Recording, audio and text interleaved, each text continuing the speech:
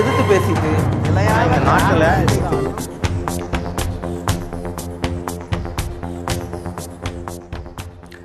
தமிழகத்தில் நடந்து கொண்டிருக்கின்ற அரசியல் நிகழ்வுகள் பரபரப்புகள் எல்லாம் கடந்து நீட் குறித்த பரபரப்பு தான் இன்னைக்கு. அது குறித்த விவாதம் தான் எந்த பக்கம் திரும்பினாலும் எந்த திசை திரும்பினாலும் அது குறித்து தான் நேர்பட பேசிக் கொண்டிருக்கோம். இன்னைக்கு நம்மளோட நீட் தேர்வை எழுதிய மாணவர்களும் அவர்களை தயார்படுத்திய பெற்றோர்களும் நம்மோடு இணைந்திருக்கிறார்கள். மாணவர்கள்ட்டையும் பேசலாம். சொல்லுங்க, நிறைய விஷயங்களை நம்ம பேசணும். எக்ஸ்பர்ட்ஸ் வந்து நிறைய விஷயங்களை முன்னிறுத்தினாங்க. உங்கள்கிட்ட இருந்து கூட தொடங்கலாம். இந்த தேர்வு முறை தொடக்கத்துல இருந்தே நிறைய இஷ்யூஸை பார்த்துட்டு இருந்தோம். நீங்க ஒரு ப்ரெஷரா எங்கேயாவது ஃபீல் பண்ணீங்களா? உங்க ஸ்டேட் சிலபஸ்ல படிச்ச ஒரு பொண்ணு இந்த தேர்வை அணுகிறதுல அல்லது தேர்வு முடிச்ச பிறகு நீங்க எப்படி ஃபீல் பண்றீங்க? நான் சிபிஎஸ்ல இருந்தா ஒருவேளை இன்னும் நல்லா பண்ணிருப்பேன் அப்படின்னு. நான் வந்து சிவகாசியில் ஒரு ஸ்டேட் போர்ட் ஸ்கூலில் படித்தேன். என்னையும் எப்படி டெல்லியில் சிபிஎஸ்சியில் படித்த பொண்ணையும் கம்பேர் பண்ணி எப்படி இந்த எக்ஸாம் வைக்கிறாங்க? ஒன்று என்னோட கல்வித்தரமும் அவங்களோடதும் ஒரே இதாக இருக்கணும். அப்படின்னா இந்த எக்ஸாம் வைக்கிறது வந்து ஓகே சொல்லலாம். ஆனால் நான் ஸ்டேட் போர்டில் படித்தவங்களுக்கும் இந்த ஒரு மாதம் இதுக்குள்ளே அவங்க எப்படி படிச்சிட முடியும்? அவங்க வருஷக்கணக்காக அதை தான் படிச்சிருப்பாங்க. நம்ம இந்த ஒரு மாசம் இடைவெளியில நமக்கு இதை படிக்கவும் சுத்தமா டைம் இல்ல. இந்த எக்ஸாம் வந்து டஃபா இருந்தது அவங்களுக்கு. அதுல என்னெல்லாம் உங்களோட போர்டு எக்ஸாமுக்கு இதுக்கும் என்ன டிஃபரன்ஸ் இருந்துச்சு? இல்லை, போர்டு எக்ஸாம்ஸில் அதுலேருந்து கொஞ்சம் இதுலேயே இருந்தது. பயாலஜி அந்த மாதிரி இதில் இதுக்கும் இருந்தது. ஃபிசிக்ஸ் மற்றபடி அதெல்லாம் கம்பேர் பண்ணும்போது ரொம்ப கஷ்டமாக தான் இருந்தது. போர்டு எக்ஸாம்ஸ் அது நம்ம படித்ததுனால அது ஈஸி. ஸோ சிபிஎஸ்சியில் படிக்கிறது ரொம்ப கஷ்டம் தான் எனக்கு. ஓகே, இந்த தேர்வு வந்து உங்களுக்கு டஃபா தான் இருந்ததுன்றீங்க. ஆமா. நீங்க சிபிஎஸ்ல அட்டெம்ப்ட் எடுத்ததா நீங்களா? சொல்லுங்க. இல்ல, இப்ப அந்த ஒரு வியூ பாயிண்ட் இருக்குல்ல, உங்க ஃப்ரெண்ட்ஸ் நிறைய இருந்திருப்பாங்க, ஸ்டேட் போர்ட்லயும் படிச்சிருந்திருப்பாங்க. நீங்க உங்களுக்கு ஈஸியா இருந்த அந்த எக்ஸாம் நீங்க எப்படி பாக்குறீங்க? ஸோ சிபிஎஸ்சியில் வந்து நாங்கள் ட்ரைனிங் பண்ணுற விதமே வேறு. ஸோ நாங்கள் வந்து கொஷின்ஸ் எல்லாமே லைக் எக்ஸ்பெக்ட் பண்ணாமல் படிப்போம். ஒரு டாப்பிக்கே ஃபுல்லாக நாங்கள் தரவு பண்ணி கம்ப்ளீட்டாக படிப்போம். ஸோ ஸ்டேட் போர்டில் இதெல்லாம் இல்லைன்னு எப்படி உங்களுக்கு தெரியும்? எங்கள் ஃப்ரெண்ட்ஸ் நிறைய பேர் சிபிஎஸ்சிலேருந்து ஸ்டேட் போர்ட் 11th மாறியிருப்பாங்க. ஸோ அவங்களாம் சொல்கிறாங்க நம்ம 10th படித்தது டிஃப்ரெண்ட்டாக இருக்குது அப்படின்னு சொல்லுவாங்க. ஸோ நாங்கள் ஃபுல்லாகவே எக்ஸ்பெக்ட் பண்ணாமல் லைக் ஃபுல் டாப்பிக்கையும் தரவு பண்ணி படிக்கும்போது நீட்டும் அந்த பேசிக்லேயே தான் வருது. ஸோ எங்களுக்கு அந்த ரெண்டையும் கம்பேர் பண்ணும்போது கொஞ்சம் ஈஸியாக இருக்குது. அவர்கிட்ட கொடுங்க. நீங்கள் ஸ்டேட் போர்டா சிபிஎஸ்சியா? ஸ்டேட் போர்டு தான் சார். State board. ஓகே, உங்களுக்கு இந்த தேர்வு எப்படி இருந்துச்சு? நீங்கள் எதிர்பார்த்த மாதிரி இல்லை ப்ரிப்பேர் பண்ண மாதிரி இருந்ததா, எளிதாக இருந்ததா, அல்லது உங்களோட போர்டு எக்ஸாம்ஸை விட இது டஃபாக இருந்தது அப்படின்னு நினைக்கிறேன்? டெஃபினட்டாக நான் சென்டர் போல்னா படிச்சிருக்க முடியாது சார். சென்டர் போனால் பயாலஜி வந்து சிபிஎஸ்சி புக்லேருந்து தான் கேட்குறாங்க, மெட்ரிக்லேருந்து வருது டைரக்ட் கொஷின்ஸ். ஆனால் ஃபிசிக்ஸ் வந்து ஃபுல்லாக அப்ளிகேஷன் ஸ்கில்ஸை நாங்கள் டெரிவேஷனுக்கு வேலையே கிடையாது. அப்புறம் எப்படி சார் நாங்கள் படிக்கிறது? ஒன்று அப்ளிகேஷன் எங்களுக்கு சொல்லி தரணும். ஸ்டேட் போர்டில் சொல்லி 11th சுத்தமாக எடுக்கிறதில்ல. அப்போ கூட டீச்சர்ஸ் வந்து 11th எடுக்கணும்னு வில்லிங்காக இருந்தால் கூட ஸ்கூல் மேனேஜ்மெண்ட் அலோவ் பண்ணுறது கிடையாது. அவங்க 12th மார்க் வேணுன்ட்டு 11th டீச்சர்ஸை 12th துரத்தி விட்டுறாங்க. அவங்க எப்படி எடுக்க முடியும்? எங்கள் டீச்சர்ஸ் வந்து வில்லிங்காக சொல்கிறாங்க ஸ்டார்டிங்லேயே நாங்கள் உங்களுக்கு எடுக்கிறோம்ப்பா அப்படின்றாங்க. ஆனால் ஸ்கூல் மேனேஜ்மெண்ட் அலோவே பண்ணுறது கிடையாது. நேராக +2 சிலபஸ் போயாச்சு. 11th ஹாஃப் இயர்லிக்கு அப்புறமாவா எப்போல இருந்து இந்த +2 சிலபஸ் ஆரம்பிச்சது உங்களுக்கு? இல்ல சார், எங்களுக்கு டீச்சர்ஸ் வர மாட்டாங்க. எல்லா டீச்சர்ஸும் அந்த நாங்க படிக்கும் போது இருக்க +2 பேட்சுக்கு அனுப்பிச்சு விட்டுருவாங்க, அவங்களுக்கு ட்ரெயின் பண்ணுங்கன்ட்டு. அப்புறம் எங்களுக்கு 1 year ட்ரைனிங் தான். எங்களுக்கு முறையா எங்களோட எஜுகேஷன் லெவல் நல்லாவே இருக்கு. எங்களுக்கும் எடுத்திருந்தா நாங்க கண்டிப்பா உங்க கேஸ்ல உங்களுக்கு +1ல கிளாஸ் எடுத்தாங்களா அல்லது உங்களுக்கு டைரக்டா +2 சிலபஸ் வந்துருச்சா? +1ல கிளாஸே எடுக்கல சார். கிளாஸே எடுக்கல 12th எடுக்கல. +1 கிளாஸ் குவார்டர்லி வரைக்கும் நல்லா போச்சு. அதுக்கப்புறமா 12th எடுக்கல, +1 எடுக்கல. வெட்டியா அந்த டீச்சர்ஸ் எல்லாம் +2 போயிட்டாங்க. ஆமா சார். அந்த ஸ்டூடண்ட்ஸ் கான்சென்ட்ரேட் பண்ண. உங்களுக்கு அப்ப எப்ப +2 சிலபஸ் ஆரம்பிச்சாங்க? எங்களுக்கு முறையா ஜூன் மாசத்துல ஆரம்பிச்சாங்க சார். அதே மாதிரி +1ல இருந்த டீச்சர்ஸ் உங்களுக்கு வர ஆரம்பிச்சாங்க. ஆமா சார். ஓகே. ஆனா எங்களுக்கு 11th பேசிக் கிடையாது. 12thல மட்டும் மார்க் இன் பண்ணி இந்த கொஸ்டின் படி அந்த கொஸ்டின் படி வந்துரும் அப்படின்னு சொன்னாங்க. இங்க நீட்டுக்கு வந்து பார்த்தா ஃபுல்லா அப்ளிகேஷன் ஸ்கில் இருக்கு. நாங்க ஒரு லெசன் ஃபுல்லையும் டீப்பா கோ த்ரூ பண்ண வேண்டியது இருக்கு. அது எங்களுக்கு அது எக்ஸ்பீரியன்ஸ் கிடையாது எங்களுக்கு. நாங்க பண்ணதில்ல அது வரைக்கும். அதை அவங்க ஃபுல்லா உங்களுக்கு +2 எக்ஸாம் எழுதுறது என்ன, கடைசியா 5 வருஷம் இந்த क्वेश्चन பேப்பர் எல்லாம் கொடுத்து இதெல்லாம் பாத்துக்கோங்க, இந்த क्वेश्चंस எல்லாம் ரெடி ஆயிடுங்க அப்படினா ரிப்பீட்டட் क्वेश्चंस கன்ஃபார்மா வரும் சார். எப்படி இருந்தாலும் ஸ்டேட் போர்ட்ல நிறையவே வருது. நாங்க மோஸ்ட்லி பேசிக் அதை தான் ஃபர்ஸ்ட் வெயிட் பண்ணுவோம். ரிப்பீட்டட் क्वेश्चंस பார்க்கறதாக வருஷம் क्वेश्चन எடுத்து பார்த்துட்டு இருப்போம். ஃபுல்லா அத மனப்பாடம் பண்ணிட்டு நேரா கொண்டு போய் கொட்டிட்டா போதும். நாங்க அப்படிதான் சரி பண்ணுவோம். எங்க டீச்சர்ஸ் அப்படிதான் எங்களுக்கு எக்ஸ்பீரியன்ஸ் பண்றாங்க. ஆனா நீட் அப்படி கிடையாது. ரிப்பீட்டட் क्वेश्चंस கேட்க மாட்டாங்க. மெயினாக ஃபிசிக்ஸ் கெமிஸ்ட்ரி தான் சார், ஃபுல்லாக அப்ளிகேஷன் தான் சார். நாங்கள் என்ன சார் பண்ணுறது அப்ளிகேஷனுக்கு, ஃபுல்லாக டெரிவேஷன் அப்படி இப்படின்னு அது பக்கம் எங்களுக்கு போனாங்க ஸ்டேட் போர்டில். கொடுங்க. இல்லை எல்லாருமே பேசலாம். ஏதாவது இருக்கா? ரொம்ப ஷார்ட்டாக சொல்லுங்கள். ஸோ நாங்கள் நீட்டை எழுதும் போது 3 ட்ரபிள் ஃபேஸ் பண்ணோம். ஃபர்ஸ்ட் வந்து யூஸ்வலாக அந்த ட்ரெஸ் கோட் சேஞ்சிங் அது இதுன்னு ஃபுல் அது 40% டென்ஷன் கொடுச்சு. அப்புறம் செகண்ட் ஒன் வந்து இங்கே 10 to 1 தான் எக்ஸாம்னாங்க. இப்போ நீங்கள் எத்தனை பேர் 10 o'clock எக்ஸாக்ட் எக்ஸாம் ஆரம்பிச்சாங்கன்னு கேளுங்க. ஸோ இங்கே முக்கால்வாசி பேர் எக்ஸாம் ஆரம்பிக்கல. எனக்கு கொஸ்டின் பேப்பர் கொடுத்ததே 10 o'clock தான். ஸோ கொஸ்டின் பேப்பர் கொடுத்து நாங்கள் அப்புறம் அந்த கொஸ்டின் பேப்பரை ஃபில் பண்ணி இன்ஸ்ட்ரக்ஷன்ஸை படித்து அப்புறம் 9:30 கொடுக்கலையா? 9:30 கொடுக்கல, அந்த 9:55 அந்த ரேஞ்சில் தான் கொடுத்து ஃபுல்லாக அந்த ஓஎம்ஆர் ஃபில்அப் இதுன்னு முடிச்சாங்க. ஸோ அங்கே எக்ஸாம் இது ஆன்சர் பண்ண ஆரம்பிச்சதே லைக் 10:20 to 10:30 தான் ஆரம்பித்தோம். ஸோ அதுவே எங்களுக்கு 20 to 30 minutes கம்ப்ளீட்டாக அதில் வேஸ்ட் ஆகிடுச்சுன்ற ஒரு ப்ரெஷர் பில்ட் ஆயிருக்கும். அந்த ப்ரெஷர் ஒரு குடிச்சா. அதுக்கப்புறம் தேர்ட் வந்து சார் சொன்ன மாதிரி லைக் ஃபுட் அந்த பசி எடுக்க ஆரம்பிச்சிடும். லைக் ஏன்னா நாங்கள் 7:30 to 8:30 பேட்ச்னால் நாங்கள் 6 o'clock வீட்டிலேருந்து கிளம்புவோம். ஸோ நடுவில் ஒரு 11-12க்குலாம் பசிக்க ஆரம்பிச்சு. ஸோ கான்சன்ட்ரேஷன் அங்கேயே டிஸ்டர்ப் ஆயிரும். ஸோ அந்த 3மே சேர்ந்து எங்களுக்கு லைக் நீட்டை ரொம்ப கான்சன்ட்ரேட் பண்ண விடாமல் ஆக்கிடுச்சு. அங்கே பின்னாடி கொடுங்க. இந்த ஹெல்த் விஷயமா நம்ம பேசிட்டு இருந்தோம். யாருக்கு அந்த உங்களோட சென்டரில் சொன்னீங்க இல்லையா, ஒரு எக்ஸ்பீரியன்ஸ் என்ன இருந்தது அது? எனக்கு வந்து நான் வந்து லோ பிபி அப்படின்றதுனால உங்களுக்கேவா? Okay okay. எனக்கு கொஞ்சம் ஸ்ட்ரெஸ் அதிகமாக இருந்துச்சுன்னா ஐ ஃபீல் லைக் ஃபெயிண்டிங். ரொம்ப ஸ்ட்ரெஸ் நான் முன்னாடி எக்ஸாம் நாள்லாம் கொஞ்சம் ரொம்ப நைட் ரொம்ப நாள் படித்ததுனால ரொம்ப ஸ்ட்ரெஸ் இருந்துச்சு. நாங்கள் அங்கே போயிட்டு அப்பா சாக்லேட்லாம் வாங்கி கொடுத்தாங்க. அங்கே போயிட்டு இந்த மாதிரி சாக்லேட் எடுத்துகிட்டு போகிறா பாருங்க அப்படின்னு சொல்லிட்டாங்க. அங்கே ஒருத்தவங்க வந்து என்னை கேட்டாங்க, சாக்லேட்லாம் அலௌவ்டு இல்லை அப்படின்னு சொன்னாங்க.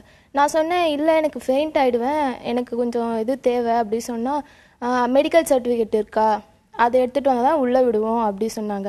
இல்லை எனக்கு யாரும் அந்த மாதிரி சொல்ல, மெடிக்கல் சர்டிஃபிகேட்லாம் எங்களுக்கு தெரியாது அப்படி சொன்னோடனே சாக்லேட்ஸ்லாம் அலோவ் பண்ண மாட்டோம், நீங்கள் வந்து இது இங்கேயே வேணால் சாப்பிட்டு போங்க இல்லை தூக்கி போட்டு போங்க.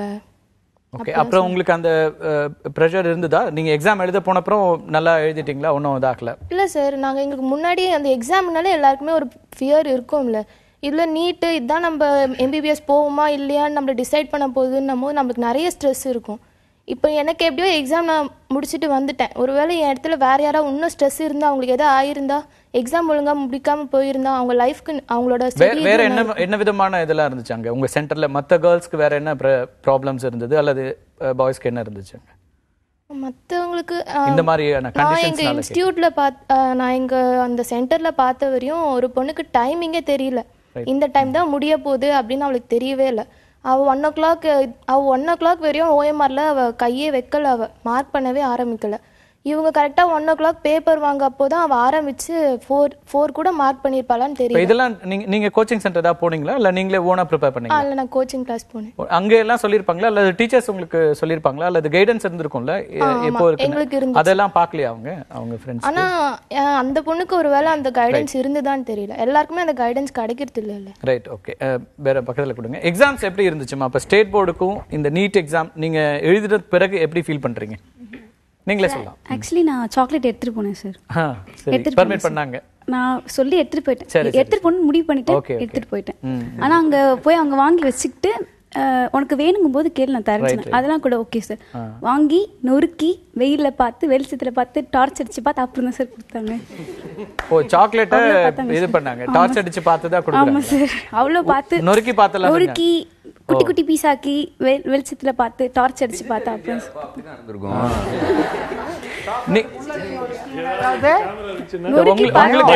உங்களுக்கு அந்த ப்ராப்ளம் இருந்தா நீங்க சாக்லேட் சரி இங்க முன்னாடியே சொல்லிட்டாங்க சார் 4.5 hours நீங்க இருக்க மாதிரி இருக்கும், ஏதாச்சும் சின்னதா எடுத்துட்டு போங்க.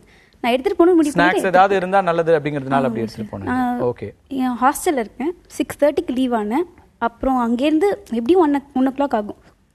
ரைட், அந்த டியூரேஷன்ல நமக்கு வந்து ஏதாவது தேவையா இருக்கும் அந்த இதுல. சோ எடுத்துட்டு போயிடுங்கன்னு சொன்னாங்க, நான் எடுத்துட்டு போகணும் முடிவு பண்ணிட்டு எடுத்துட்டு. அப்புறம் நொறுக்குன சாக்லேட் வச்சு தான் சமாளிச்சீங்களா எக்ஸாம்? ஆமா சார். ஓகே. எப்படி எக்ஸாம் எப்படி எழுதிருக்கீங்க? இப்போ உங்களுக்கு நீங்க ஸ்டேட் சிலபஸா இல்ல சிபிஎஸ்சி? State syllabus. ஓகே. எப்படி இருந்துச்சு எக்ஸாம்? எழுதிருக்கேன் சார். பயாலஜி ஓகே எழுதிருக்கேன், அவ்வளவுதான். இல்ல எங்க ப்ராப்ளம், அதாவது இது உங்களோட பிரச்சனை இல்லம்மா. நம்ம இப்ப வந்து அப்பா அம்மாட்ட வந்து இல்ல ரிலேட்டிவ்ஸ்ட்ட கேட்பாங்க, என்ன இது ஒரு பெரிய டார்ச்சரிங் கொஸ்டின் தான். எக்ஸாம் எழுதி முடிச்சு வந்தோடனே எப்படி எழுதிருக்க? ஆமா சார், எல்லாரும் ஃபோன் பண்ணிட்டே இருந்தாங்க சார், அது இன்னும் பயமாயிடுச்சு சார். இல்ல அது அந்த எக்ஸ்பெக்டேஷன், நம்ம என்ன பண்ண போறோம், இவ்வளவு தூரம் எதிர்பார்த்துட்டு இருப்பாங்களே, என்ன பதில் சொல்ல போறோம்ன்ற ட்ராமா எல்லா எக்ஸாம் எழுதின பிள்ளைகளுக்கு இருக்கும். அதெல்லாம் தேவையில்லை. ஆனா இந்த தடவை வந்து உங்களுக்கு இந்த நீட்டுக்கு எவ்வளவு நாளுக்கு முன்னாடி நீங்க ப்ரிப்பேர் பண்ண ஆரம்பிச்சீங்க? 2 months சார். 2 months தான் ப்ரிப்பேர் பண்றீங்க. உங்களுக்கு எந்த இதெல்லாம் ப்ராப்ளம் இருந்துச்சு? அது 2 மாசத்துக்குள்ள போதுமான டைமா இருந்தது? அது பிசிக்ஸ் தான் சார். ஓகே, 8 क्वेश्चन தான் சார் அட்டெண்ட் பண்ணேன். இந்த சிஸ்டம்ல இருந்து அதுக்கு ட்ரான்ஸ்ஃபர் ஆகிறதுல இஷ்யூ இருக்கு, ப்ராப்ளம் இருக்குன்றீங்க. உங்களோட ரெகுலர் படிக்கணும்னே தெரியல சார். பிசிக்ஸ் இப்படி தான் படிக்கணும்னு எனக்கு தெரியல சார். ஏதோ டைரக்ட் क्वेश्चंस மட்டும் அட்டெண்ட் பண்ணிட்டு நெகட்டிவ் மார்க்ஸ் வேணாம். ஓகே ஓகே, வேற யார்ட்ட கொடுங்க, அங்க கொடுங்க. ஃபிசிக்ஸில் ஏன் அந்த டஃப்னஸ் நாங்கள் ஃபீல் பண்ணுறோன்னா, ஒரு லெசன் எடுத்துக்கிறோம் சார், அதில் வந்து இவ்வளோ 10 மார்க், இந்த 5 10 மார்க் வருது, 8 5 மார்க் வருது, 16 3 மார்க் வருது, இதெல்லாம் நீங்கள் படிச்சிங்கன்னா போர்டில் வந்துட்டு உங்களுக்கு 30 மார்க்ஸ் கன்ஃபார்ம் கிடைக்கும் அப்படின்னு ஒரு ப்ளூ பிரிண்ட் தந்துடுறாங்க சார். அதுக்கப்புறம் வந்துட்டு நாங்கள் எப்படியாவது இந்த 12th மார்க் நல்லா வாங்கணும் அப்படின்றதுக்காண்டி அடிச்சு பிடிச்சி அந்த 30 மார்க்குக்கு ரெடி ஆகிடுவோம். ஸோ அதனால் அந்த 12th முடிச்சுட்டு வந்துடுவோம், அவ்வளோதான். வெளியில் வந்துட்டு இந்த மாதிரி ஆல் இந்தியா எக்ஸாமினேஷன் ஃபேஸ் பண்ணும்போது அங்கே எப்படி அப்ளை பண்ணுறதுன்னு தெரியல. அங்கே லாலாம் நிறைய இது பண்ணுவோம். நம்ம ஸ்கூல்லேயே படிப்போம், டீச்சர்ஸை நான் தப்பு சொல்லலை, அவங்க ஒழுங்காக சொல்லி கொடுக்கல அப்படின்னா இல்லை, they are pushed, so we are pushed. அதனால எங்களுக்கு அது அந்த லா வரும் ஒன்று, அங்கே 6 மார்க்லேயோ இல்லை 10 மார்க்லேயோ ஃபிசிக்ஸில் ஒரு லா வரும். நாங்கள் ஃப்ரெண்ட்ஸ்ட்டு கேட்டுப்போம், இந்த லா எப்படிடி வந்தது அப்படின்னு. அது லாடி, அது அப்படி தான் இருக்கும். அதாண்டி ஏன்டி எப்படி வந்தது அப்படின்னு. அது அப்படி தான்டி இருக்கும், அப்படி தான். அந்த வடிவேல் காமெடி மாதிரி தான் சார் இருக்குது. ஸோ அதனால் ஃபிசிக்ஸு கெமிஸ்ட்ரி இந்த மாதிரி தான் நிறைய. பயாலஜியில் வந்துட்டு தியரிட்டிக்கல் அதிகன்றதுனால நிறைய நீட் ஸ்டூடெண்ட்ஸ் வந்து பயாலஜியில் அவ்வளோவா ப்ராப்ளம் ஃபேஸ் பண்ணல, பிசிக்ஸ் தான் மெயினா ஃபேஸ் பண்ணாங்க. கெமிஸ்ட்ரியில ஓரளவுக்கு வந்த எல்லாருக்குமே பெரும்பாலானவர்களுக்கு பிசிக்ஸ் வந்து ரொம்ப டஃப். பிசிக்ஸ் தான் ரொம்ப டஃப். ஏன்னா அங்க தான் அப்ளிகேஷன் பிராக்டிகலா நம்ம திங்க் பண்றது அந்த இடத்துல தான். பட் நாங்க ஸ்டேட் போர்ட்ல அப்படி படிக்கிறது இல்ல. இது மகப் பண்ணா இந்த ஆன்சர் அட்டெண்ட் பண்ணனும். அங்க வந்து சென்டென்ஸ் வரணும். எவ்வளவு சென்டென்ஸ் ஸ்கூலுக்கு வருது, டீச்சர்ஸ்க்கு எவ்வளவு சென்டென்ஸ் வருது, பேஜ் வைஸ் அந்த மாதிரி. 11th கன்ஃபார்ம் தான் சார். 11th எந்த ஸ்கூல்லயும் அந்த அளவுக்கு சொல்லி உங்களுக்கு 11th ஸ்டாண்டர்ட்ல கிளாसेस இல்ல. அந்த டெக்ஸ்ட்ல அதிகமா கான்சென்ட்ரேட் பண்ணாம +2 போயாச்சு. +2 போயிட்டு இந்த புக்கை நீ கண்டிப்பா கரைச்சு குடிச்சே ஆகணும். இப்போ நீட் எழுதின பிறகு என்ன ஃபீல் பண்றீங்க? என்ன மாதிரி இருக்கு? இப்போ எல்லாருமே ஸ்டேட் போர்டு நிறைய பேருக்கு இது டஃபா இருந்திருக்கு. ஸோ இதுக்கு ப்ரிப்பேர் ஆகணும்னா எவ்வளோ நாள் பண்ணிருக்க முடியும்? ஒருவேளை இப்போ சுமன் சார்லாம் சொல்றாரு, கொஞ்ச நாள் முன்னாடியே உங்களுக்கு ட்ரைனிங் கொடுத்துருக்கலாம், அப்படி கொடுத்தா பண்ண முடியும்ன்றாங்க. அந்த மாதிரி ஒரு 6 months ட்ரைனிங் இருந்தா பண்ணிருக்க முடியுமா? 6 monthsன்னு கிடையாது. இப்போ ஸ்டேட் போர்டும் சரி சிபிஎஸும் சரி ரெண்டுத்துக்குமே மேக்ஸிமம் ஒரே புக்கு தான். எங்களோட இன்ஸ்டியூட்ல நாங்கள் வந்துட்டு டிஸ்கஸ் பண்ணி தெரிஞ்சுக்கிட்டது, எங்களோட சார் சொன்னது எல்லாமே வந்து 90% அவர் சொன்னார். கன்ஃபார்ம் வந்துட்டு சிபிஎஸ்சிக்கும் ஸ்டேட் போர்டுக்கும் வந்துட்டு ஈக்குவல் தான். நானும் அதை பர்சனலாக அதை அனலைஸ் பண்ணி பார்த்தேன். கண்டிப்பாக 90% மேலேயே இருக்குது சிமிலராக. பட் அதை ஸ்டூடெண்ட்ஸ்க்கு நீங்கள் எப்படி எடுத்துகிட்டு போகிறீங்க? நீங்கள் மக்கடிக்க தான் வைக்கிறீங்க. அதுதான் அது. பேசலாம். டாக்டர் விதுபாலா, இது இந்த ஸ்டூடெண்ட்ஸோட வியூவும் கேட்டிருப்பீங்க. வேற யாராவது சொல்லணுமாமா? பேசினா கொடுங்க ஷார்ட்டாக நான் கேட்டு வந்துடுறேன் உங்களுக்கு. கொடுங்க சார். நான் சிபிஎஸ்சி தான் சார். ஆனால் எனக்கு வந்து நீட் வந்து கஷ்டமாக தான் இருந்தது. பயாலஜி வந்து ஈஸி, கெமிஸ்ட்ரி வந்து கொஞ்சம் ஈஸின்னு பார்த்தீங்கன்னா ஃபிசிக்ஸ் வந்து அவ்வளோ கஷ்டம். ஆனால் இப்போ என் ஃப்ரெண்டு பார்த்தீங்கன்னா வந்து ஃபஸ்ட் ஸ்டாண்டர்ட்லேருந்து 10th வரைக்கும் சிபிஎஸ்சி படித்தான். ஒரு 11th வந்து ஸ்டேட் போர்டு, இவனும் அந்த மார்க் வந்து அதிகமாக அதுக்காக வந்துட்டான். 10th வரைக்கும் சிபிஎஸ்சில இருந்து +2 வந்து போர்டு எக்ஸாம்ல நிறைய மார்க் எடுக்கலாம். ஓகே. ஆனா இப்ப பாத்தீங்கன்னா அவனை போய் நீங்க கேட்டீங்கன்னா நீ எப்பறம் நீட் எழுதுறேன்னு கேட்டீங்கன்னா அவன் வந்து அவ்வளவு நல்லா எழுதிருக்கேன், கண்டிப்பா ஒரு 500க்கு மேல வந்துரும் அப்படின்றான். இப்போ நீங்க பாத்தீங்கன்னா அந்த 1st to 10 படிச்ச அந்த சிபிஎஸ்சி சிலபஸே வந்து அவங்கள வந்து எழுத வைக்குது. ஆனா எங்களை பாத்தீங்கன்னா நீங்க ஸ்டேட் போர்டு இதை இப்படி மக்கடிச்சு இதை எழுதுங்க, இப்படிதான் மார்க் எடுக்கும். நீங்க சிபிஎஸ்சிக்கு எப்ப போனீங்க? நான் சிபிஎஸ்சி, நான் state board. Okay okay. So அவனால எழுத முடியுது. அந்த 1st to 10th அந்த சிபிஎஸ்சி படிச்சதால அவனால வந்து நீட்டை வந்து கிளியர் பண்ண முடியுது. ஆனா எங்கனால பாத்தீங்கன்னா வந்து ஸ்டேட் போர்டு நீ வந்து மார்க் எடுக்கிறதுக்காக எங்க ஸ்கூல்லாம் சொல்லி தராங்க. இப்போ எனக்கு 11th பாத்தீங்கன்னா எனக்கு 11th எடுத்தாங்க எங்க ஸ்கூல்ல, அது சொல்ல. 12th வந்து பாத்தீங்கன்னா அவ்வளோ புஷ். ஏன்னா வந்து 11th நடத்திட்டதால 12th வந்து நீங்க அவ்வளவு புஷ், ஏன்னா நீங்க வந்து படிச்சே ஆகணும் அப்படின்னு அது இருக்கும். நேச்சுரலா உங்களுக்கு வந்து ஸ்கோர் பண்றதுக்கு இருக்காங்க. ஆனா இப்போ எங்க சிஸ்டம் பாத்தீங்கன்னா வந்து ஃபுல்லா மக்கடிக்கிறது தான் இருக்குது. அப்படி பார்க்கும்போது எங்களுக்கு நீட் வந்து இப்போ உடனே தேவை அப்படின்ற மாதிரிலாம் தெரியல. அட்லீஸ்ட் எங்க சிலபஸை மாத்திட்டு சிபிஎஸ்சி அளவுக்கு கொஞ்சம் மாதிரி கொண்டு வந்துட்டு அப்புறம் எங்களுக்கு வந்து ஸ்டேட் போர்டு வச்சாவது நீட் வச்சாவது எங்களால் வந்து கொஞ்சம் அளவுக்கு எழுத முடியும். பட் நீங்க பாத்தீங்கன்னா திடீர்னு எங்களை ஸ்டேட் போர்ட் ஸ்டூடெண்ட்ஸை வந்து நீட் எழுது அப்படின்ற போது கொஞ்சம் கஷ்டமா தான் இருக்கும் சார். ரைட், நம்ம பேசலாம். டாக்டர், இப்போ இந்த இஷ்யூஸ் எப்படி அட்ரஸ் பண்றது? இப்போ எல்லா ஸ்டூடெண்ட்ஸுமே சொல்றாங்க இந்த மெக்கானிக்கலா இருக்கிற ஸ்கூல்ஸ் ஒரு மெயின் ரீசனா இருந்திருக்கு. அவங்க இப்படிதான் அவங்கள ட்ரெயின் பண்ணியிருக்கிறாங்க. நீங்க வந்து மக்கப் பண்ணுங்க, ஃபுல்லா மனப்பாடம் பண்ணி கொண்டு வந்து ஏத்துருங்க. இது வந்து சென்டம்ஸ் தான் அவங்களுடைய ஒன்லி டார்கெட்டா இருந்திருக்கு. திடீர்னு நடுவில் கொண்டு வந்து நீங்க நீட் அப்படின்னா அவங்க என்ன பண்ண முடியும்? இப்போ இந்த மாணவர்கள்லாம் சொல்றதுலேருந்தே தெளிவாக தெரியுது இந்த குற்றம் வந்து யார் மேலே இருக்குது அப்படின்னு. யாருடைய அலட்சிய போக்குனால இந்த மாணவர்கள் இன்னைக்கு இந்த கஷ்டத்தை அனுபவிக்கிறாங்க அப்படின்னு. ரெண்டாவது வந்து இதில் வந்து அடிப்படையில் நீட் அப்படிங்கிற ஒரு விஷயத்தை பற்றி உள்ள தெளிவான புரிதல் வந்து நம்ம மாணவர்களிடையோ ஆசிரியர்களிடையோ இல்லை நம்மளுக்கு வந்து தெளிவாக நம்ம அரசாங்கம் வந்து எடுத்து கூறதுக்கு தவறி இருக்குது அப்படிங்கிறதும். ஸோ அவங்களே மாணவி என்ன சொன்னாங்க அப்படின்னா, இப்போ சிலபஸ் அப்படிங்கிற ஒரு கருத்து தவறு. இப்போ வந்து மெட்ரிகுலேஷன் ஸ்கூல் ஆகட்டும், ஸ்டேட் போர்டு சிலபஸ் ஆகட்டும், சிபிஎஸ்சி ஆகட்டும், கண்டென்ட் ஒரே கண்டென்ட் தான். அதை அதை சொல்லிக் கொடுக்குற முறையிலும் வினாத்தாள் எடுக்கிற முறையிலும் அதை தேர்வு நடத்துகிற முறையிலும் தான் இன்னைக்கு வந்து இந்த மாற்றம். அதே மாதிரி 2007ஆம் ஆண்டு வந்து சமச்சீர் வந்தப்போ வந்து உருவாக்குன அந்த சிலபஸை கடந்த 10 ஆண்டுகளா எதையுமே மறுசீராய்வு செய்யாம இன்னும் மாற்றாம அப்படியே அதுதான் புழக்கத்துல இருக்கு. ஸோ அதுவுமே வந்து ஒரு மிகப்பெரிய தவறு. ஏன்னா காலப்போக்கில் எவ்வளவோ டெக்னாலஜி எவ்வளவோ முன்னேற்றங்கள் வந்துட்டு இருக்கும் போது சிலபஸும் வந்து மாற்றி ஆகணும், அவங்க வந்து அதை மறுசீராய்வு செய்திருக்கணும். ஆனால் அந்த 10 வருஷமா எந்த மாற்றமும் செய்யாம, அதே மாதிரி அந்த ஒரு மாணவனுக்கு அழகா சொன்னாங்க, 10ஆம் கிளாஸ் வரைக்கும் சிபிஎஸ்சி படிச்ச மாணவன் கட் ஆஃப் முறை இருந்த ஒரே காரணத்தினால நீ படிச்சதெல்லாம் நிறைய வாமிட் பண்ணா நிறைய மார்க் கிடைக்குங்கிற ஒரு சிஸ்டம் இருந்ததுனால இவங்க வந்து ஸ்டேட் போர்டுக்கு மாறினாங்க அப்படின்னு. ஆனா இன்னைக்கு அதே மாதிரி பாலா சார் இன்னொரு விஷயம் சொன்னாரு, இந்த மாதிரி கிராமப்புற இளைஞர்கள் அப்படின்னு. தமிழ்நாடு எம்ஜிஆர் மருத்துவ பல்கலைக்கழகத்தோட அறிக்கைப்படி கடந்த 8 வருஷங்களா இந்த மாதிரி மருத்துவ படிப்புக்காக சேர்ந்த மாணவர்கள் பார்க்கும்போது கிட்டத்தட்ட 22,000 பேருக்கு மேல இருந்ததுல வெறும் 213 பேர் தான் வந்து அரசு பள்ளியிலிருந்து வந்த மாணவர்கள் சேர்ந்திருக்காங்க.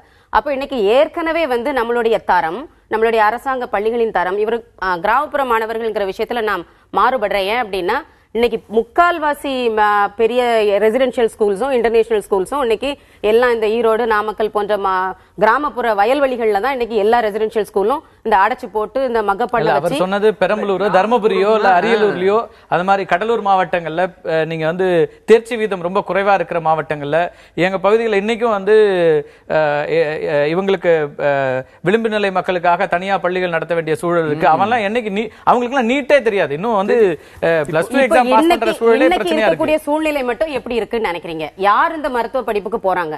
இப்ப 50% வந்து அரசாங்கத்தினுடைய இடஒதுக்கீடு, மீதி 50% யார்கிட்ட 1 கோடி இருக்கோ அவங்க வந்து அனுமதி பெற்று படிக்க போலாம். அப்ப எத்தனை கிராமப்புற இளைஞர்களோட பெற்றோர்கள் 1 கோடி வச்சிருக்காங்க ஒரு மருத்துவ கல்லூரிக்கு போய் 1 கோடி கொடுத்து சேர்றதுக்கு?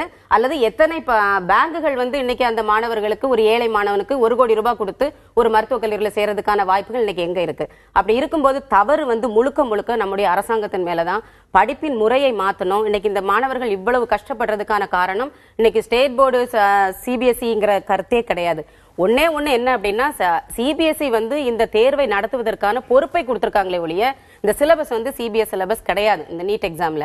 ஆனா இவங்க வந்து சிபிஎஸ்சி வந்து இந்த எக்ஸாம் நடத்துறதுனால தவறாட்டு வந்து இது சிபிஎஸ்சி சிலபஸ் தான் வந்து ஃபாலோ பண்றாங்க அப்படிங்கிற ஒரு தவறான கருத்து மக்களிடையே இருக்கு. அது கிடையாது. ஈவன் நீங்க பாத்தீங்கன்னா காலேஜ்ல வந்து நெட் எக்ஸாம் வந்து முன்னாடி யூஜிசி நடத்திட்டு இருந்தாங்க, இப்போ நெட் எக்ஸாம் வந்து சிபிஎஸ்சி தான் நடத்துறாங்க. சிபிஎஸ்சியோட வேலை வெறும் தேர்வை நடத்தி அந்த லிஸ்ட்டை வந்து மாநிலங்களுக்கு கொடுக்கறது தானே ஒழிய சிலபஸ் வந்து சிபிஎஸ்சி சிலபஸ் கிடையாது. கண்டென்ட் ஒரே இதுதான். இதை சொல்லி கொடுத்த முறையிலும் இன்னைக்கு அப்டேட் பண்ணாம இந்த மாணவர்களுக்கு வந்து இந்த ஸ்டேட் போர்டுல இந்த பாடத்திட்டங்களை வந்து சரி பண்ணாம இருந்த தவறு வந்து அரசாங்கத்தினுடைய தவறு. ஒரே ஒரு பாயிண்ட், நம்ம மற்ற விஷயங்கள், அதாவது ஆர்ட்ஸ் ரிலேட்டட், ஹிஸ்ட்ரி, வரலாறு, இதெல்லாம் நம்ம கற்றுக் கொடுக்குறோம். அது வந்து நம்மளுடைய கலாச்சாரத்தின் ஏற்றாற்போல் நம்ம சிலபஸ் இருக்கணும். அது வந்து அகில இந்திய அளவில் எல்லாம் நம்ம போக வேண்டாம். அறிவியல் சப்ஜெக்ட்ஸில், மேத்ஸ், சயின்ஸ் சப்ஜெக்ட்ஸில் ஏன் ஒரு யூனிஃபார்ம் சிலபஸ் இருக்கிறதுல என்ன தப்பு? அதாவது நம்ம வந்து ஏதோ ஒரு ஸ்பெஷல் டைப் ஆஃப் சயின்ஸ் நம்ம வச்சிருக்கிறோமா தமிழ்நாட்டில் மட்டும், மற்ற மாநிலங்களில் இல்லாத ஒரு அறிவியல் வச்சிருக்கிறோமா என்னன்னு எனக்கு புரியல. ஒரு மேத்தமேட்டிக்ஸோ சயின்ஸோ ஒரு இந்த டெக்னிக்கல் சப்ஜெக்ட் இல்ல. இப்ப என்ன அடிப்படையான கேள்வியை நான் இப்பதான் தொடங்குறேன். நீட்டுங்கிறது எதுக்காக? நீட்டுங்கிறது அகில இந்திய அளவில் அதாவது ஒரு மருத்துவராக ஒருத்தர் வர வேண்டும் என்றால் ஒரு அளவிற்கு தரத்தை உயர்த்தும் முயற்சி. இது முயற்சிங்கிற வார்த்தை ரொம்ப முக்கியம். ஏன்னா அது நடக்குமா நடக்காதாங்கிறது விவாதத்துக்குரிய ஒரு விஷயம். ஆனால் அரசு ஒரு முயற்சி எடுத்திருக்கிறாங்க. அந்த முயற்சி முற்றிலும் வந்து ஒரு அபத்தமான முயற்சி அல்ல. அகில இந்திய அளவுல எல்லாமே ஒரே விதமா இருக்கணுமா? ஒரே தேர்வு, இல்ல அதுல ஒரே எங்க சிக்கல் வருதுன்னா இல்ல எங்க சிக்கல் வருதுன்னா அந்த கேள்விதான் இருக்கு. எல்லா இடங்கள்லயும் நீங்க வந்து எல்லாமே ஒன்னா இருக்கணும், இல்ல எல்லாமே ஒரே தேர்வு முறை அல்லது ஒரே மொழி அல்லது ஒரே விஷயங்களை புகுத்துறதுக்கான முயற்சி நடக்கிறதா? இல்ல ஒரே ஒரு பாயிண்ட், இந்தியால வந்து மிகப்பெரிய பிரச்சனை வந்து மருத்துவத்தினுடைய தரத்தை நாம் அளவுகோல் போட்டு மெஷர் பண்றது கிடையாது. இது ஒரு மிக மிக பெரிய ஒரு ஆபத்தான ஒரு விஷயம். இன்னைக்கு நம்ம வந்து நம்மளே நம்மளை தட்டிட்டு சொல்றோம் தலை சிறந்த மருத்துவர்கள் தமிழ்நாட்டில் இருக்காங்கன்னு. நிச்சயமா இருக்காங்க. Among the best doctors in the world தமிழ்நாட்டில் இருக்காங்க. ஆனால் அந்த மாதிரி தான் எல்லா மருத்துவர்களும் இருக்கணும் இல்ல. தரம் இல்லாத மருத்துவர்களும் ஆயிரக்கணக்கான மருத்துவர்கள் இருக்கிறாங்க. ஏன் நமக்கு அது தெரியல? நான் ஃபீல்ட்ல இருக்கேன், எனக்கு தெரியும். ஃபீல்ட்ல இருக்கா இல்லாதவங்களுக்கு தெரியாது, பொதுமக்களுக்கு அது தெரியாது. அதனால தரமான மருத்துவர்களை உருவாக்குவதற்கு நீட் ஒரு முயற்சி. இந்த முயற்சி மேற்கொள்ளும் பொழுது பல விஷயங்கள் அவங்க சமன் செஞ்சுட்டு இதை செஞ்சிருக்கணும். அது செய்யல, அது தவறு, அரசனுடைய தவறு. மத்திய அரசு அதெல்லாம் மைண்ட்ல வச்சுக்கிட்டு தான் பண்ணியிருக்கணும். ஆனால் இந்த முயற்சியே வந்து தப்பு. நாங்கள் வந்து எங்களுக்கு தெரியும் அதுல பெரிய விவாதம் இருக்காது. இல்ல ஒரே ஒரு பாயிண்ட், எம்பிபிஎஸ் நம்ம படிக்கிறோம் வாங்குறோம், எந்த ஒரு மாநிலத்திலும் நம்ம போய் பிராக்டிஸ் பண்ணலாம். கரெக்டா? ஆமா. சோ ஏன் ஒரு சமமான ஒரு தேர்வு ஏன் இருக்க வேண்டும் அப்படிங்கிறதுக்கு காரணம் அது இன்ஜினியரிங் அப்ளை ஆகாதா? எது வருது எல்லாமே இப்ப எங்க சிக்கல் வருதுன்னா, நீங்க பொது நுழைவுத் தேர்வு அப்படிங்கிற பேசிக் கொஸ்டின்ல இருந்து ஆரம்பிக்க வேண்டியிருக்கு. அப்படியான ஒரு நுழைவுத் தேர்வை நடத்த வேண்டிய தேவை இருக்கிறதா? அவனுக்கு ஏன் 2 தேர்வுகளை நடத்துறீங்க? ஒரு அப்ப போர்டு எக்ஸாம்ஸ் ஒன்னு வைக்கிறீங்க, அதுக்கப்புறம் நுழைவுத் தேர்வு என்னத்துக்குன்றதா நம்ம அடிப்படையா அந்த கேள்வியில தொடங்கி தான் நுழைவுத் தேர்வுகளை தமிழ்நாட்டில் தரம் உயர்ந்து இருக்கிறது. நம்மளுடைய மாணவர்கள் சிறந்து விளங்குகிறாங்கன்னு வச்சுக்கோ. இப்ப ஜார்க்கண்ட்ல ஒரு மாணவர் படிச்சுட்டு வராரு, இல்ல பேசல, அங்க வந்து ஸ்டாண்டர்ட் சரியா இல்லன்னா அவர் இங்க வந்து வைத்தியம் பார்த்தா அது பரவாயில்லையா உங்களுக்கு? இல்ல இப்ப அப்படி இப்ப ஸ்டாண்டர்ட் சரியில்லைன்னா அவங்க போர்ட்ல கிளியர் பண்ணி தானே வர்றாங்க. யாரும் ஃபெயில் ஆகி ஒரு டாக்டர் வந்து இங்க பிராக்டிஸ் பண்ணல. இல்ல உங்களுக்கு ஸ்டாண்டர்ட் ஈவன் அந்த ஸ்டாண்டர்ட் தான் யார் நினைக்கிறா? என்ன மாதிரியான ஸ்டாண்டர்ட் யார்? அதுதான் கேள்வியா இருக்கு. அது சொல்லுங்க. தரமான ஸ்டாண்டர்ட் வந்து உங்களுக்கு எல்லா மாநிலங்களும் இப்ப நம்ம வந்து வெளிநாடுகள்ல போய் ரஷ்யாலயோ சீனாலயோ படிச்சுட்டு வந்தா இங்க எக்ஸாம் எழுதி கிளியர் பண்ணிட்டு இங்க பிராக்டிஸ் பண்ணணும். இந்தியாக்குள்ள எங்கேயும் அப்படியான தேவை இல்ல. இங்க இருக்கிற போர்டுல தான் அவங்க எம்சிஏ கிளியர் பண்ணி வர்றாங்க. எம்சிஏல ரெஜிஸ்டர் பண்ணிட்டு ஸ்டாண்டர்ட் வந்து எதிர்பார்க்கறது இல்லைங்கிறது ஒரு நிமிஷம். ஸ்டாண்டர்ட்ங்கிறது எஜுகேஷன், ஹெல்த், லைஃப் எக்ஸ்பெக்டன்சி இத வச்சு தான ஸ்டாண்டர்ட்னு சொல்லுவீங்க. நீங்க இந்த 2 மாணவர்கள் எங்க வந்து அசிங்கப்படுத்துறாங்களோ அந்த 2 மாநிலம் தான் இந்திய அளவுல நம்பர் 1லயும் நம்பர் 3லயும் இருக்கு. 2014 ஹியூமன் டெவலப்மெண்ட் இண்டெக்ஸ் சாருக்கு தெரியும். அதுதான் அவர் என்ன சொல்றாரு. நான் என்ன சொல்றேன்னா, இப்போ அதுல வந்து ஸ்டாண்டர்ட்னா லைஃப் எக்ஸ்பெக்டன்சி பார்ப்பாங்க, லிட்ரஸி பார்ப்பாங்க, தனிநபர் வருமானம் பார்ப்பாங்க, இன்கம் பெர் கேபிட்டா இன்கம். இப்போ அந்த இதுல வந்து பாத்தீங்கன்னா Kerala number 1, Tamil Nadu number 3, UP வந்து 16வது இடம், மத்திய பிரதேஷ் 14, ராஜஸ்தான் 12. நான் என்ன சொல்றேன், நீங்க ஸ்டாண்டர்ட் ஏன் அவங்கள சொல்றீங்க? மேபி இப்ப நாமக்கல் மாதிரியான பள்ளிக்கூடங்களை சீர்திருத்தணும் அப்படின்னு சொல்லுங்க. அங்க வந்து 11வது நடத்தல 12வது நடத்துறானா அதை சரிப்படுத்துங்க. அதை விட்டுட்டு யூபியில இப்ப அந்த சொல்றாரு மாநிலத்திலும் இதே பிரச்சனை இருக்கிறது. கிராமப்புற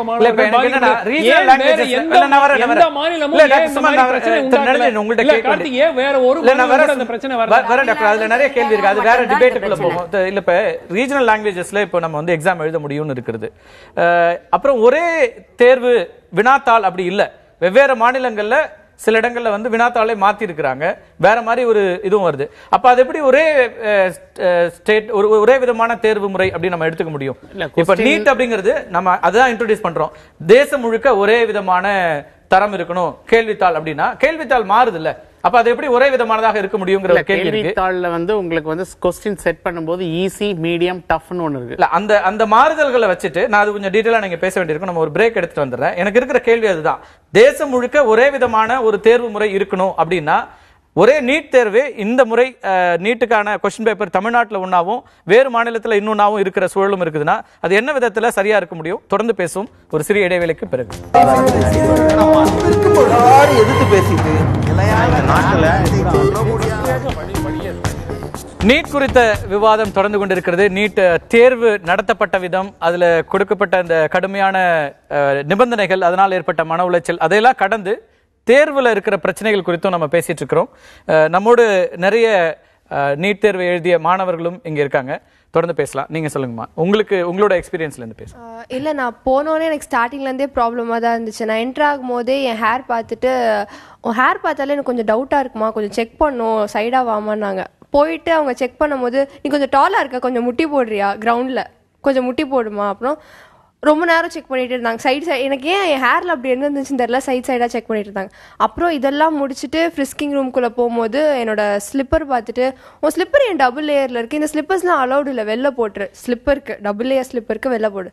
மறுபடியும் ஃப்ரிஸ்கிங் ரூமில் பார்க்கும்போது கொஞ்சம் டவுட்டாக இருக்குமா, தப்பாக எடுத்துக்காத, கொஞ்சம் செக் பண்ணணும், கொஞ்சம் நேரம் நிற்கிறியா, எல்லாரும் போனோன்னா நான் உனக்கு செக் பண்ணுறேன் அப்படின்ட்டு என்னை வெயிட் பண்ண வச்சுட்டு, நான் ஸ்லாட்டே, ஆனால் எனக்கு ஸ்லாட் பிக்கு அப்புறமா என்ன ஒரு கொஞ்சம் லேட்டாக தான் எல்லாரையும் ஸ்லாட் பியும் முடிஞ்சிட்டு தான் என்னை செக் பண்ணி அனுப்பிச்சாங்க.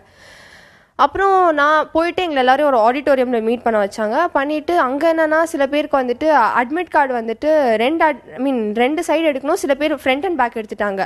அவங்களெல்லாம் வந்துட்டு தனியாக கூப்பிட்டு அவங்கள ஆடிட்டோரியம்லேயே நிறைய பேர் இன்சல்ட் பண்ணிட்டாங்க. அதில் ஒரு பொண்ணை ரொம்ப ஹார்ஷாக பேசிட்டு நல்லா அங்கேயே ஃபெயிண்ட் பண்ணிட்டு விழுந்துட்டா.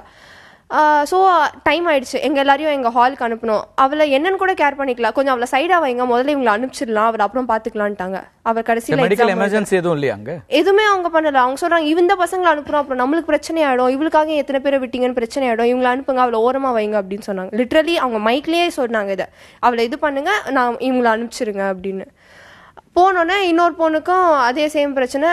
It was red colour dress தான் போட்டிருந்தா, டார்க்காக இருக்கு, you need to change the dress. அவள் புலம்புறா, ஐயோ என் வீடு ரொம்ப தூரம், நீட் எழுதி ஆகணும், நான் எப்படி மேம். இல்லை நீ பண்ணால் எங்களுக்கு பிரச்சனை ஆகிடும், நீ நீட் வந்துட்டு நீ நீட் எழுதுற இல்லை, எங்களுக்கு அது பிரச்சனை இல்லை, you need to change the dress, இந்த ரெட் வெல்வெட் ட்ரெஸ்லாம் நாங்கள் அலோவ் பண்ண மாட்டோம், இது பண்ணோன்னா அவளும் எக்ஸாம் எழுத முடியல. லிட்டரலி என் சென்டரில் மொத்தம் 4 பேர் எக்ஸாம் எழுதாமல் அங்கே அந்த ஹால்லேருந்தே வெளியில் போயிட்டாங்க. இந்த இதில் ட்ரெஸ் இந்த அப்புறம் அந்த அட்மிட் கார்டுக்கும் பிரச்சனை, ஃப்ரண்ட் அண்ட் பேக் எடுத்துட்டு அவளை ரொம்ப அலைய விட்டு கடைசியில் டைம் ஆச்சு, உன்னை இதுக்கு மேலே எக்ஸாம் ஹால்குள்ள விட முடியாதுன்னு சொல்லிட்டு அப்படி கடைசியா என்னதான் கண்டுபிடிச்சாங்க உங்க ஹேர்ஸ்ல? ஒரு 6 டைம்ஸ் செக் பண்ணிருப்பாங்க. அது என்ன இப்படியே சொன்னாங்க, என்னன்னு தெரியல, உன்னை பார்த்தாலே எனக்கு கொஞ்சம் டவுட்டா இருக்கு, நான் கொஞ்சம் செக் பண்ணிடுறேன், இப்படி சொல்லி தான் செக் பண்ணிட்டு இருந்தாங்க. நம்ம எக்ஸாம் எழுத தானே போனோம், என்ன அவங்களுக்கு டவுட்? அதுல என் ஹேர் வந்துட்டு எடுத்துட்டு ஒன்னொன்னா செக் பண்ணிட்டு இன்னொருத்தவர் செக் பண்ணிட்டு இருக்கும்போது நடுவில் வருது, நல்லா செக் பண்ணுங்க. அதுக்கப்புறம் நான் கிளாஸஸ் வேர் பண்ணுவேன், மெட்டல் கிளாஸஸ். இது பண்ணிட்டு அது என்ன கிளாஸ் மெட்டல்ல இருக்கு, இதெல்லாம் அலோட் கிடையாது, உனக்கு இதெல்லாம் முதலே தெரியாதா, how can you where your classes அப்படின்ட்டு என் கிளாஸ் எடுத்துட்டு அதை எக்ஸ்டெண்ட் பண்றாங்க. நான் சொல்றேன், உடஞ்சிரும், எதுவும் பண்ணிடாதீங்க, ஏன் உள்ள கேமரா வச்சிருக்கேன் அதனால இவ்வளவு பயப்படுறியா, நீ இப்போ இது பண்ணாத, இல்லை நான் செக் பண்ணணும், ஹேர் சரியில்லை, உன்னோட கிளாஸஸ் சரியில்லை, ஹேரில் என்ன சரி பண்ண முடியும், அதுக்கு என் ஹேர் என்ன பண்ணணும், இல்லை டவுட்டாக இருக்கு, நீ வெயிட் பண்ணு, எல்லாரும் போனோன்னா நான் உன்னை செக் பண்ணணும், எல்லாரையும். இதுக்கு முன்னாடி இப்படி ஏதாவது ஒரு செக்கிங் எல்லாம் பார்த்துருக்கீங்களா? இதான் ஃபர்ஸ்ட் அட்டெம்ப்ட், இதான் ஒரு முதல் இதா இருந்திருக்கும். ஒரு எக்ஸாமுக்கு முன்னாடி இப்படியான விஷயங்கள் எவ்வளவு நேரம் உங்களுக்கு வந்து இந்த ஃப்ரிஸ்கிங் ரூம் இதெல்லாம் தாண்டி போறதுக்கு? ஃப்ரிஸ்கிங் ரூம்லேயே 7:30லேருந்து 9 o'clock வரைக்கும் ஃப்ரிஸ்கிங் ரூமில் தான் இருந்தேன்.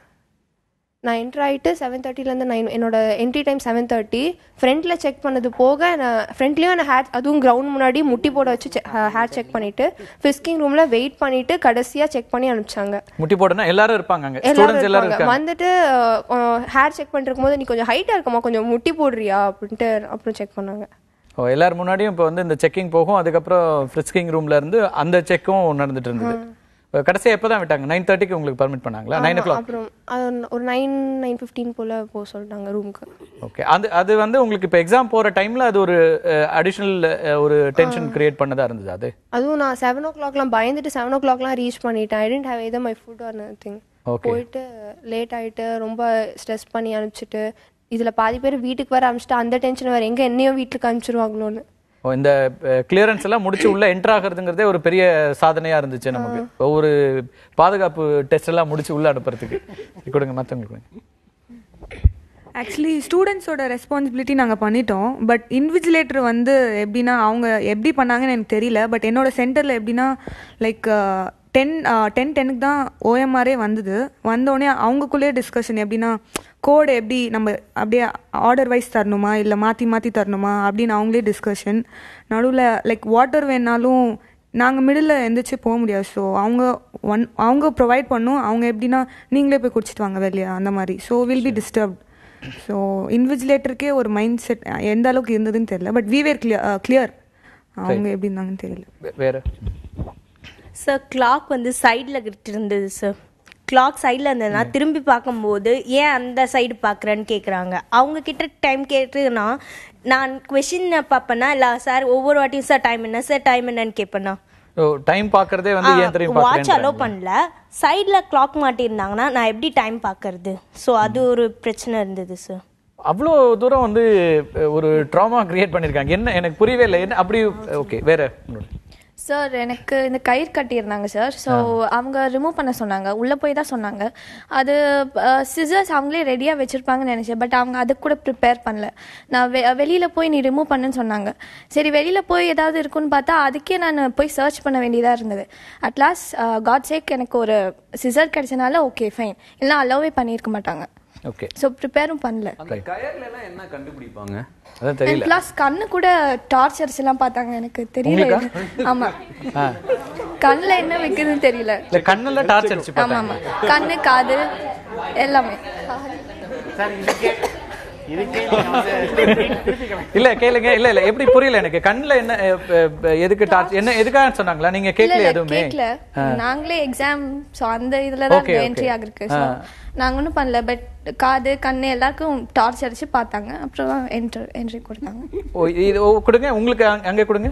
உங்களுக்கு எல்லாருக்குமே இருந்தது அது இந்த கண்ணுல டார்ச் அடிச்சு பாக்குறது, காதுல டார்ச் அடிச்சு பாக்குறது? எனக்குமே இருந்துச்சு சார். கொஞ்ச நேரம் கண்ணே தெரியல சார். ஆக்சுவலி எங்கள் சென்டரில் வந்து ஃப்ரிஸ்கிங் ரூம் கூட கிடையாது பாய்ஸ்க்கு. கேர்ள்ஸ்க்கு மட்டும் இருந்துச்சு. அதுவும் எப்படின்னா ஒரு பேனரை நூல் வச்சு கட்டியிருந்தாங்க அந்த ஓரமாக. அதுதான் நான் அங்கே போயிருந்தேன். இங்கே மெட்டல் டிடெக்டர் வந்து செக் பண்ணாங்க. ஜிப்பு உங்களுக்கே தெரியும் மெட்டல்னு சவுண்டு வந்துச்சு. ஜிப்புன்னு நான் அவ்வளோ எக்ஸ்பிளைன் பண்ணுறேன். எல்லாரும் நின்றுருக்காங்க லைனில். தம்பி ஒரு வாட்டி அவுத்துக்கு இப்படி பண்ணிட்டு உள்ள போங்கப்பா. இப்ப ஐ கேன் அண்டர்ஸ்டாண்ட். இப்போ இது வந்து எல்லாருமே அங்க ஃப்ரிசிங் ரூமே கிடையாது உங்களுக்கு. இப்போ வந்து ஒரு தனியா ஒரு அறைக்கு கூட்டு போய் அப்படி எல்லாம் ஒண்ணும் பண்ண முடியாது. எதுவுமே பண்ணல. அங்கேயே பப்ளிக்கா கை தூக்குங்க, நாங்க செக் பண்ணோம். காதுல டார்ச்சு, மூக்குல டார்ச்சு, வாயில டார்ச்சு, கண்ணில் டார்ச்சு, அப்புறம் முடி அப்படி தடவறாங்க சார். முடிய போட்டு பாதி அப்படி கையிலேயே போயிடுச்சு அவங்க கையிலே. அதுலயே தலைவலி வந்துருச்சு. சரி அதுக்கப்புறம் அங்க போய் சேர்ஸ் அது ஒழுங்கா அரேஞ்ச் பண்ணி வச்சிருப்பாங்களா ஒரு 1 hour உட்கார்றது. இப்ப எல்லா ஸ்டூடெண்ட்ஸும் நிக்கிற இடத்துல தான் இந்த டெஸ்ட் எல்லாம் நடந்தது. ஆமா, அது எல்லா இடத்துலயும் அப்படி இருந்துச்சான்னு தெரியல. ஆனா நான் உங்களோட சென்டர்ல என் சென்டர்ல நடந்தது நான் சொன்னேன். அப்புறமா அங்க நாங்க போயிட்டு உட்கார்ற இடம் கூட சேர் வந்து சஃபிஷியண்டா இல்லை. அப்புறம் அங்கே ஒரு இது மாதிரி இருந்துச்சு சின்னதாக. அங்கே கல்லெல்லாம் வச்சுருந்தாங்க, அங்கே உட்கார வச்சாங்க. மற்ற பசங்க வந்தவங்களுக்கு கல் கூட கிடைக்கல. அது வந்து ப்ரீ ஸ்கூல்னு நினைக்கிறேன். குழந்தைங்க சேர் இருக்குது தெரியுமா, அதை போட்டுட்டு இதில் உட்காந்துக்கோங்க அப்படின்னு சொன்னாங்க. உள்ளே போய் நாங்கள் எழுதுகிற சென்டரையும் பெஞ்சு வந்து இவ்வளோ தான் இருக்கும். அதில் எப்படி நாங்கள் எழுத முடியும்? அதுலேயே கால் வலிச்சது ஃபுல்லாக. இது ஃபேன் கூட சரியா இல்லை. ரைட், கொடுங்க. நான் போன சென்டர் வந்து ஆவடியில். ஸோ நிறைய பேர் வந்து இந்த பதட்டத்தில் வந்து தன்னோட passport size post card size photo எடுத்துகிட்டு வரல. இங்கே இருந்த ஒரு நல்ல சிஸ்டம் என்னன்னா, யார் எடுத்துகிட்டு வரலையோ அவங்கள ஃபோட்டோ எடுத்து கொடுப்பாங்க. ஸோ ஃபோட்டோ எல்லோரும் ஃபோட்டோ எடுத்துகிட்டு வரதுக்கு ஹாலில் வரத்துக்கே 10:30 ஆயிடுச்சு. அவங்க 9:45க்கு பேப்பர் கொடுத்துருக்கணும். எங்களுக்கு கொடுத்தது வந்து 10:30 தான் பேப்பரே கொடுத்தாங்க. ஸ்டார்ட் பண்ணிச்சது 10:45க்கு. ஸோ நாங்கள் 1 hour லேட்டாக எக்ஸாம் தான் ஸ்டார்ட் பண்ணோம். கிரேஸ் டைம் கூட தரல. பின்னாடி கொடுங்களேன். ஒரு இந்த டாக்டர் சுமன் சொன்னதுலேருந்து நீங்கள் டிஃபர் ஆனீங்க. அதாவது என்ன பாயிண்ட்ல உங்களுக்கு வந்து அந்த டிஃபரன்ஸ் வருது? இல்லை சார் சொன்னாங்க இந்த மாதிரி பர்ஃபெக்ட் டாக்டர்ஸ் வேணுன்றதுக்காக நீட் வேணும் அப்படின்ற மாதிரி சொன்னாங்க. உங்களுக்கு பர்ஃபெக்ட் டாக்டர்ஸ் வேணும் அப்படின்னா நீங்கள் MBBS 5 years கம்ப்ளீட் பண்ண மாதிரி தானே எக்ஸாம் வைக்கணும். இப்போ நாங்களாம் சின்ன வயசுலேருந்தே நாங்களாம் ஒரு டாக்டர் ஆகணும், சேவை செய்யணும். நம்ம நாட்டில் நிறைய பேருக்கு காசு இல்லை, அவங்க போயிட்டு ஃப்ரீயாக பார்க்க முடியாது. ஸோ எங்கள் வீட்டில் வளர்த்த வரையும் புவர்ஸ்க்கு ஹெல்ப் பண்ணி ஃப்ரீ சர்வீஸ் கொடுக்கணும் அப்படி தான் எங்களை ஆசைப்பட்டு எங்களை வளர்த்தாங்க. ஆனால் இப்போ நீட்டு வந்து நீங்கள் அதை வச்சு நீங்கள் உள்ள என்ட்ரன்ஸ் வைக்கிறேன் அப்படி இப்படின்னு சொல்கிறீங்க. குட் டாக்டர்ஸ் வேணும் அப்படின்றாங்க. குட் டாக்டர்ஸ் வேணுன்றதுக்காக நீட் வேணும் அப்படின்னு சொல்கிறீங்க. குட் டாக்டர்ஸ் வேணுன்றதை விட நாங்களாம் பாதி பேர் நாங்கள் ஆசைப்படுறது வந்து ஒரு நல்ல டாக்டர் ஆகி சேவை செய்யணும் அப்படின்னு தான். இல்லை பாதி பேர் வந்து நானும் டாக்டர் அப்படின்றதுக்காகவும் போகிறவங்க இருக்காங்க. அந்த மாதிரி இருக்கவங்கள வந்து நீங்கள் வந்து கடைசியாக அவங்க முடிக்கும் போது தான் எக்ஸாம் வச்சுன்னு உங்களுக்கு தெரியும். கண்டிப்பாக இதுதான் நம்ம லைஃப், நம்ம இது மாதிரி சேவை செய்யணும்னு படிக்க ஆரம்பிக்கிறவங்க படிப்பாங்க. நான் வரேன் உங்கள்கிட்ட டாக்டர். இதுதான் என்னன்னா அவங்க சொல்றதுல நீங்க வந்து எனக்கு ஒரு வாய்ப்பையே கொடுக்காம மறுத்துட்டு 5 வருஷத்துக்கு அப்புறமா இவன் நல்ல டாக்டரா, இவன் முடிச்சானா, இவனுக்கு வந்து அந்த ஸ்டாண்டர்ட் வந்துருச்சா இல்லையான்னு முடிவு பண்ணாம நான் கோர்ஸை கம்ப்ளீட் பண்ண அப்புறம் நீங்க என்ன வந்து ஸ்டாண்டர்டைஸ் செக் பண்ணலாம எனக்கு அந்த வாய்ப்பே மறுக்கப்படுது அப்படிங்கிறது தான் அவங்களோட பேசிக் கொஸ்டின். இல்ல அதாவது நான் ஏற்கனவே சொன்னதுதான் இது வந்து ஏன் இந்த இம்ப்ரெஷன் ஏன் வருதுன்னா இந்த சிலபஸ்ல சமன் இல்லை, அது இந்த காரணத்தினால என்னால கம்பீட் பண்ண முடியல அப்படிங்கிற ஒரு அடிப்படை ஃபீலிங் இருக்கிறது. இந்த செக்கிங் எல்லாம் விட்டுருங்க, இது வந்து ரொம்ப அபத்தமான ஒரு விஷயம், அது மேல நடவடிக்கையே எடுக்கணும். யார் அதை உத்தரவிட்டாங்களோ அவங்க மேல நடவடிக்கை எடுக்கணும், அது வேற. பட் அந்த ஃபீலிங் ஏன் அந்த மாணவிக்கு வருது அப்படிங்கிற காரணமே வந்து இந்த சிலபஸ் அவங்க பழக்கப்பட்ட படித்த சிலபஸுக்கு அப்பாற்பட்டு இருக்கிறது. அது சரியா தவறா, ஹைட்டா, ஐ மீன் உயரமா கம்மியா, அதெல்லாம் அவங்க தவறு இல்ல, அவங்க தவறே கிடையாது, தயாரா இருக்காங்க. அதுதான் கார்த்தி, அதெல்லாம் முதல்ல இருந்து சொன்னது. 3 ஆண்டுகளுக்கு நமக்கு தமிழ்நாட்டுக்கு நிச்சயமா எக்ஸம்ஷன் கேட்டிருக்கணும். அரசு செய்த தவறு நிரந்தரமா எங்களுக்கு கொடுங்கன்னா எந்த ஒரு நியாயத்திலும் எந்த ஒரு அடிப்படையிலும் கேட்க முடியாத ஒன்றை கேட்டதுனாலதான் அது ஜனாதிபதியும் கையெழுத்து போடல. உச்சநீதிமன்றத்துக்கே போயிருக்கலாம், ஐயா எங்க இந்த மாதிரி டிஸ்கிரிபன்சிஸ் இன் சிலபஸை கொண்டு போய் காட்டி உச்சநீதிமன்றத்துக்கு கேட்டிருக்கலாம், எங்களுக்கு தயவு செய்து எங்களுக்கு 2 ஆண்டோ 3 ஆண்டோ எங்களுக்கு கால அவகாசம் கொடுங்கன்னு. அது ஒரு நியாயமா, அவங்க சொல்றது முழுமையா நியாயம். ஆனால் அதற்காக வந்து இந்த எக்ஸிட் எக்ஸாமும் வருது. இன்ஃபேக்ட் அடுத்தது வந்து MCI ப்ரொபோஸ் பண்ணியிருக்கிறது என்ட்ரன்ஸ் எக்ஸாம் வைக்கிற மாதிரி, அதே மாதிரி 5 ஆண்டுகளுக்கு பிறகு ஒரு எக்ஸிட் எக்ஸாமும் வந்து அவங்க கொண்டு வராங்க. அதெல்லாம் வந்து ஸ்டாண்டர்ட் ப்ரூவ் பண்றதுக்கான தேவைகள் இருக்கு அப்படிங்கிறது இருக்கு. ரொம்ப சுருக்கமா ஒரு தமிழ் வழியில படித்த மாணவி அவங்கள்ட்ட கொடுங்க. இதுல நிறைய சிக்கல்கள் இருக்கு திரு நெடுஞ்செழியன், நான் கேட்க வேண்டியிருக்கு. நீங்க சொல்லுங்க, எப்படி வந்து நீங்க தமிழ் வழி கல்வி தான் வந்தீங்க இல்லையா, உங்களுக்கான சிலபஸ் இருந்துச்சா, அதுக்கான தயாரிப்புகள்ல உங்களுக்கு எங்கெல்லாம் சிக்கல் இருந்துச்சு? எனக்கு வந்து எந்த மாடல் கொஸ்டின் பேப்பர் நீட்டை பத்தி எதுவுமே தெரியாது. போன வாட்டி இவங்களுக்குனா இங்கிலீஷ்ல வந்திருக்கு, அந்த மாடல் கொஸ்டின் பேப்பர் எடுத்து பார்ப்பாங்க. ஆனா எனக்கு தமிழ்ல எதுவுமே இல்லை. எந்த கோச்சிங் சென்டர்லயும் தமிழ்ல எடுக்கவே இல்லை. கடையில போய் புக்கு கேட்டாலும் இல்லம்மா தமிழ்ல எல்லாம் யாரும் டாக்டரா வரமாட்டாங்க, தமிழ்ல எல்லாம் புக்கு நாங்க இன்னும் போடல அப்படி சொல்றாங்க. நான் எனக்கு தெரிஞ்சதுன்னா கெமிஸ்ட்ரியில் 45 கொஸ்டின், ஃபிசிக்ஸில் 45 கொஸ்டின், பயாலஜியில் 80 கொஸ்டின், இவ்வளோதான் எனக்கு தெரியும். 720 மார்க்கு, 1க்கு 4 மார்க்கு, நெகட்டிவாக அதான் தப்பாக அட்டன் பண்ணால் -1, இவ்வளோ தான் தெரியும். எந்த மாதிரி கேட்பாங்க, எப்படி கேட்பாங்கன்னு எதுவுமே எனக்கு தெரியாது. என்னுடைய புக்கை மட்டும்தான் நான் படிச்சுட்டு போய் இந்த நீட் எக்ஸாமே அட்டன் பண்ணேன். தமிழ் புக்லேயும் ஒன்று போட்டிருப்பாங்களே, நான் என்னுடைய கொஸ்டின் பேப்பரில் தமிழ் அச்சில் ஏதாவது தவறு இருப்பின் ஆங்கில பிரதியே முடிவானதுன்னு போட்டு, ஆனால் என்னுடைய ஒரு கொஸ்டின் கீழ்கண்டவற்றில் எது சீர்மையற்ற கார்பன் தலைவிளைவுன்னு வந்து கிளைசின்னு இருந்தது. அந்த மாதிரி நிறைய கொஸ்டின்லாம் தப்பா இருந்தது சார். சோ இப்ப அதுல வந்து நம்ம படிச்சுட்டு போயிட்டு தவறு இருந்தாலும் அதுக்கு நம்ம பொறுப்பு இல்ல. இங்கிலீஷ் தான். நான் தமிழ்ல படிச்சவளுக்கு எனக்கு எப்படி இங்கிலீஷ் தெரியும்? சரி, இந்த பிரச்சனைகளையும் நம்ம பார்க்க வேண்டியிருக்கு. ஒரு ஸ்டூடெண்டோட அவங்க நேரடியா சந்திச்ச ஒரு பெரிய பிரச்சனை, ஒரு குழந்தை வந்து பெரிய ஒரு எதிர்பார்ப்போட நம்ம வந்து இதுக்கான ஒரு அட்டெம்ப்ட் எடுக்கணும்னு வராங்க. ஆனா அவங்களுக்கு எந்த வாய்ப்புகளுமே இல்லாம இப்படி மறுக்கப்படுற ஒரு சிஸ்டம் சரியா இருக்க முடியுமா அப்படிங்கிற கேள்விதான் இருக்கு. தொடர்ந்து பேசுவோம் ஒரு சிறிய இடைவேளைக்கு பிறகு.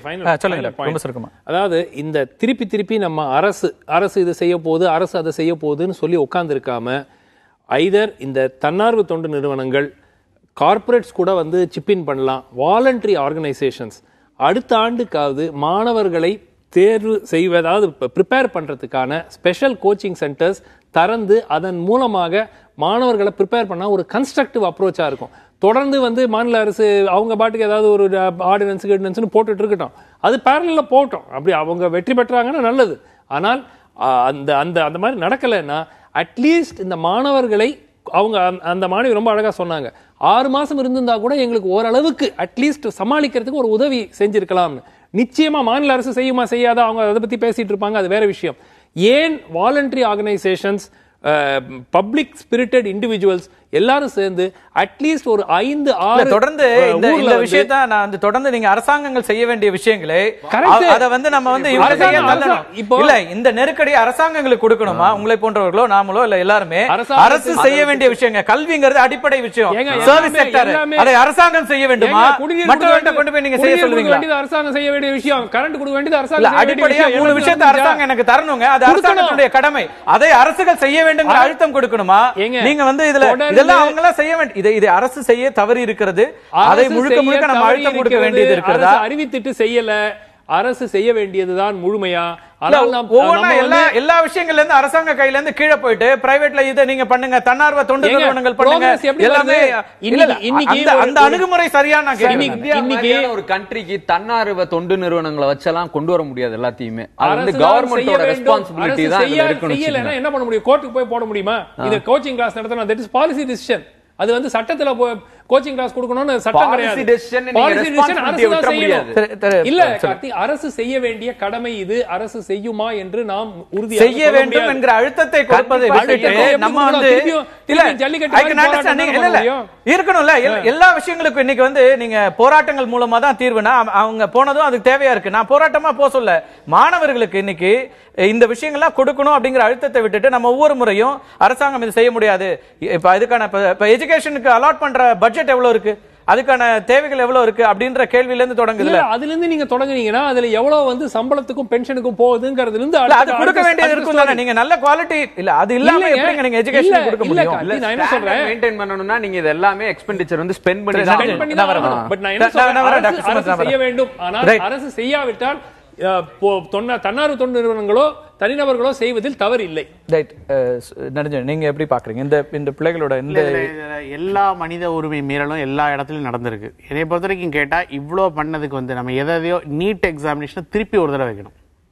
இந்த மாணவர்கள் வந்து இல்ல நான் என்ன சொல்றேன்னா, இந்த தேர்வுங்கிறது வந்து மாணவர்களுக்கு வந்து இது ஒரு மாணவர்கள்ங்கிறதுனாலதான் இந்த கண்ட்ரோல்லாம் இவ்வளவு வந்திருக்கு.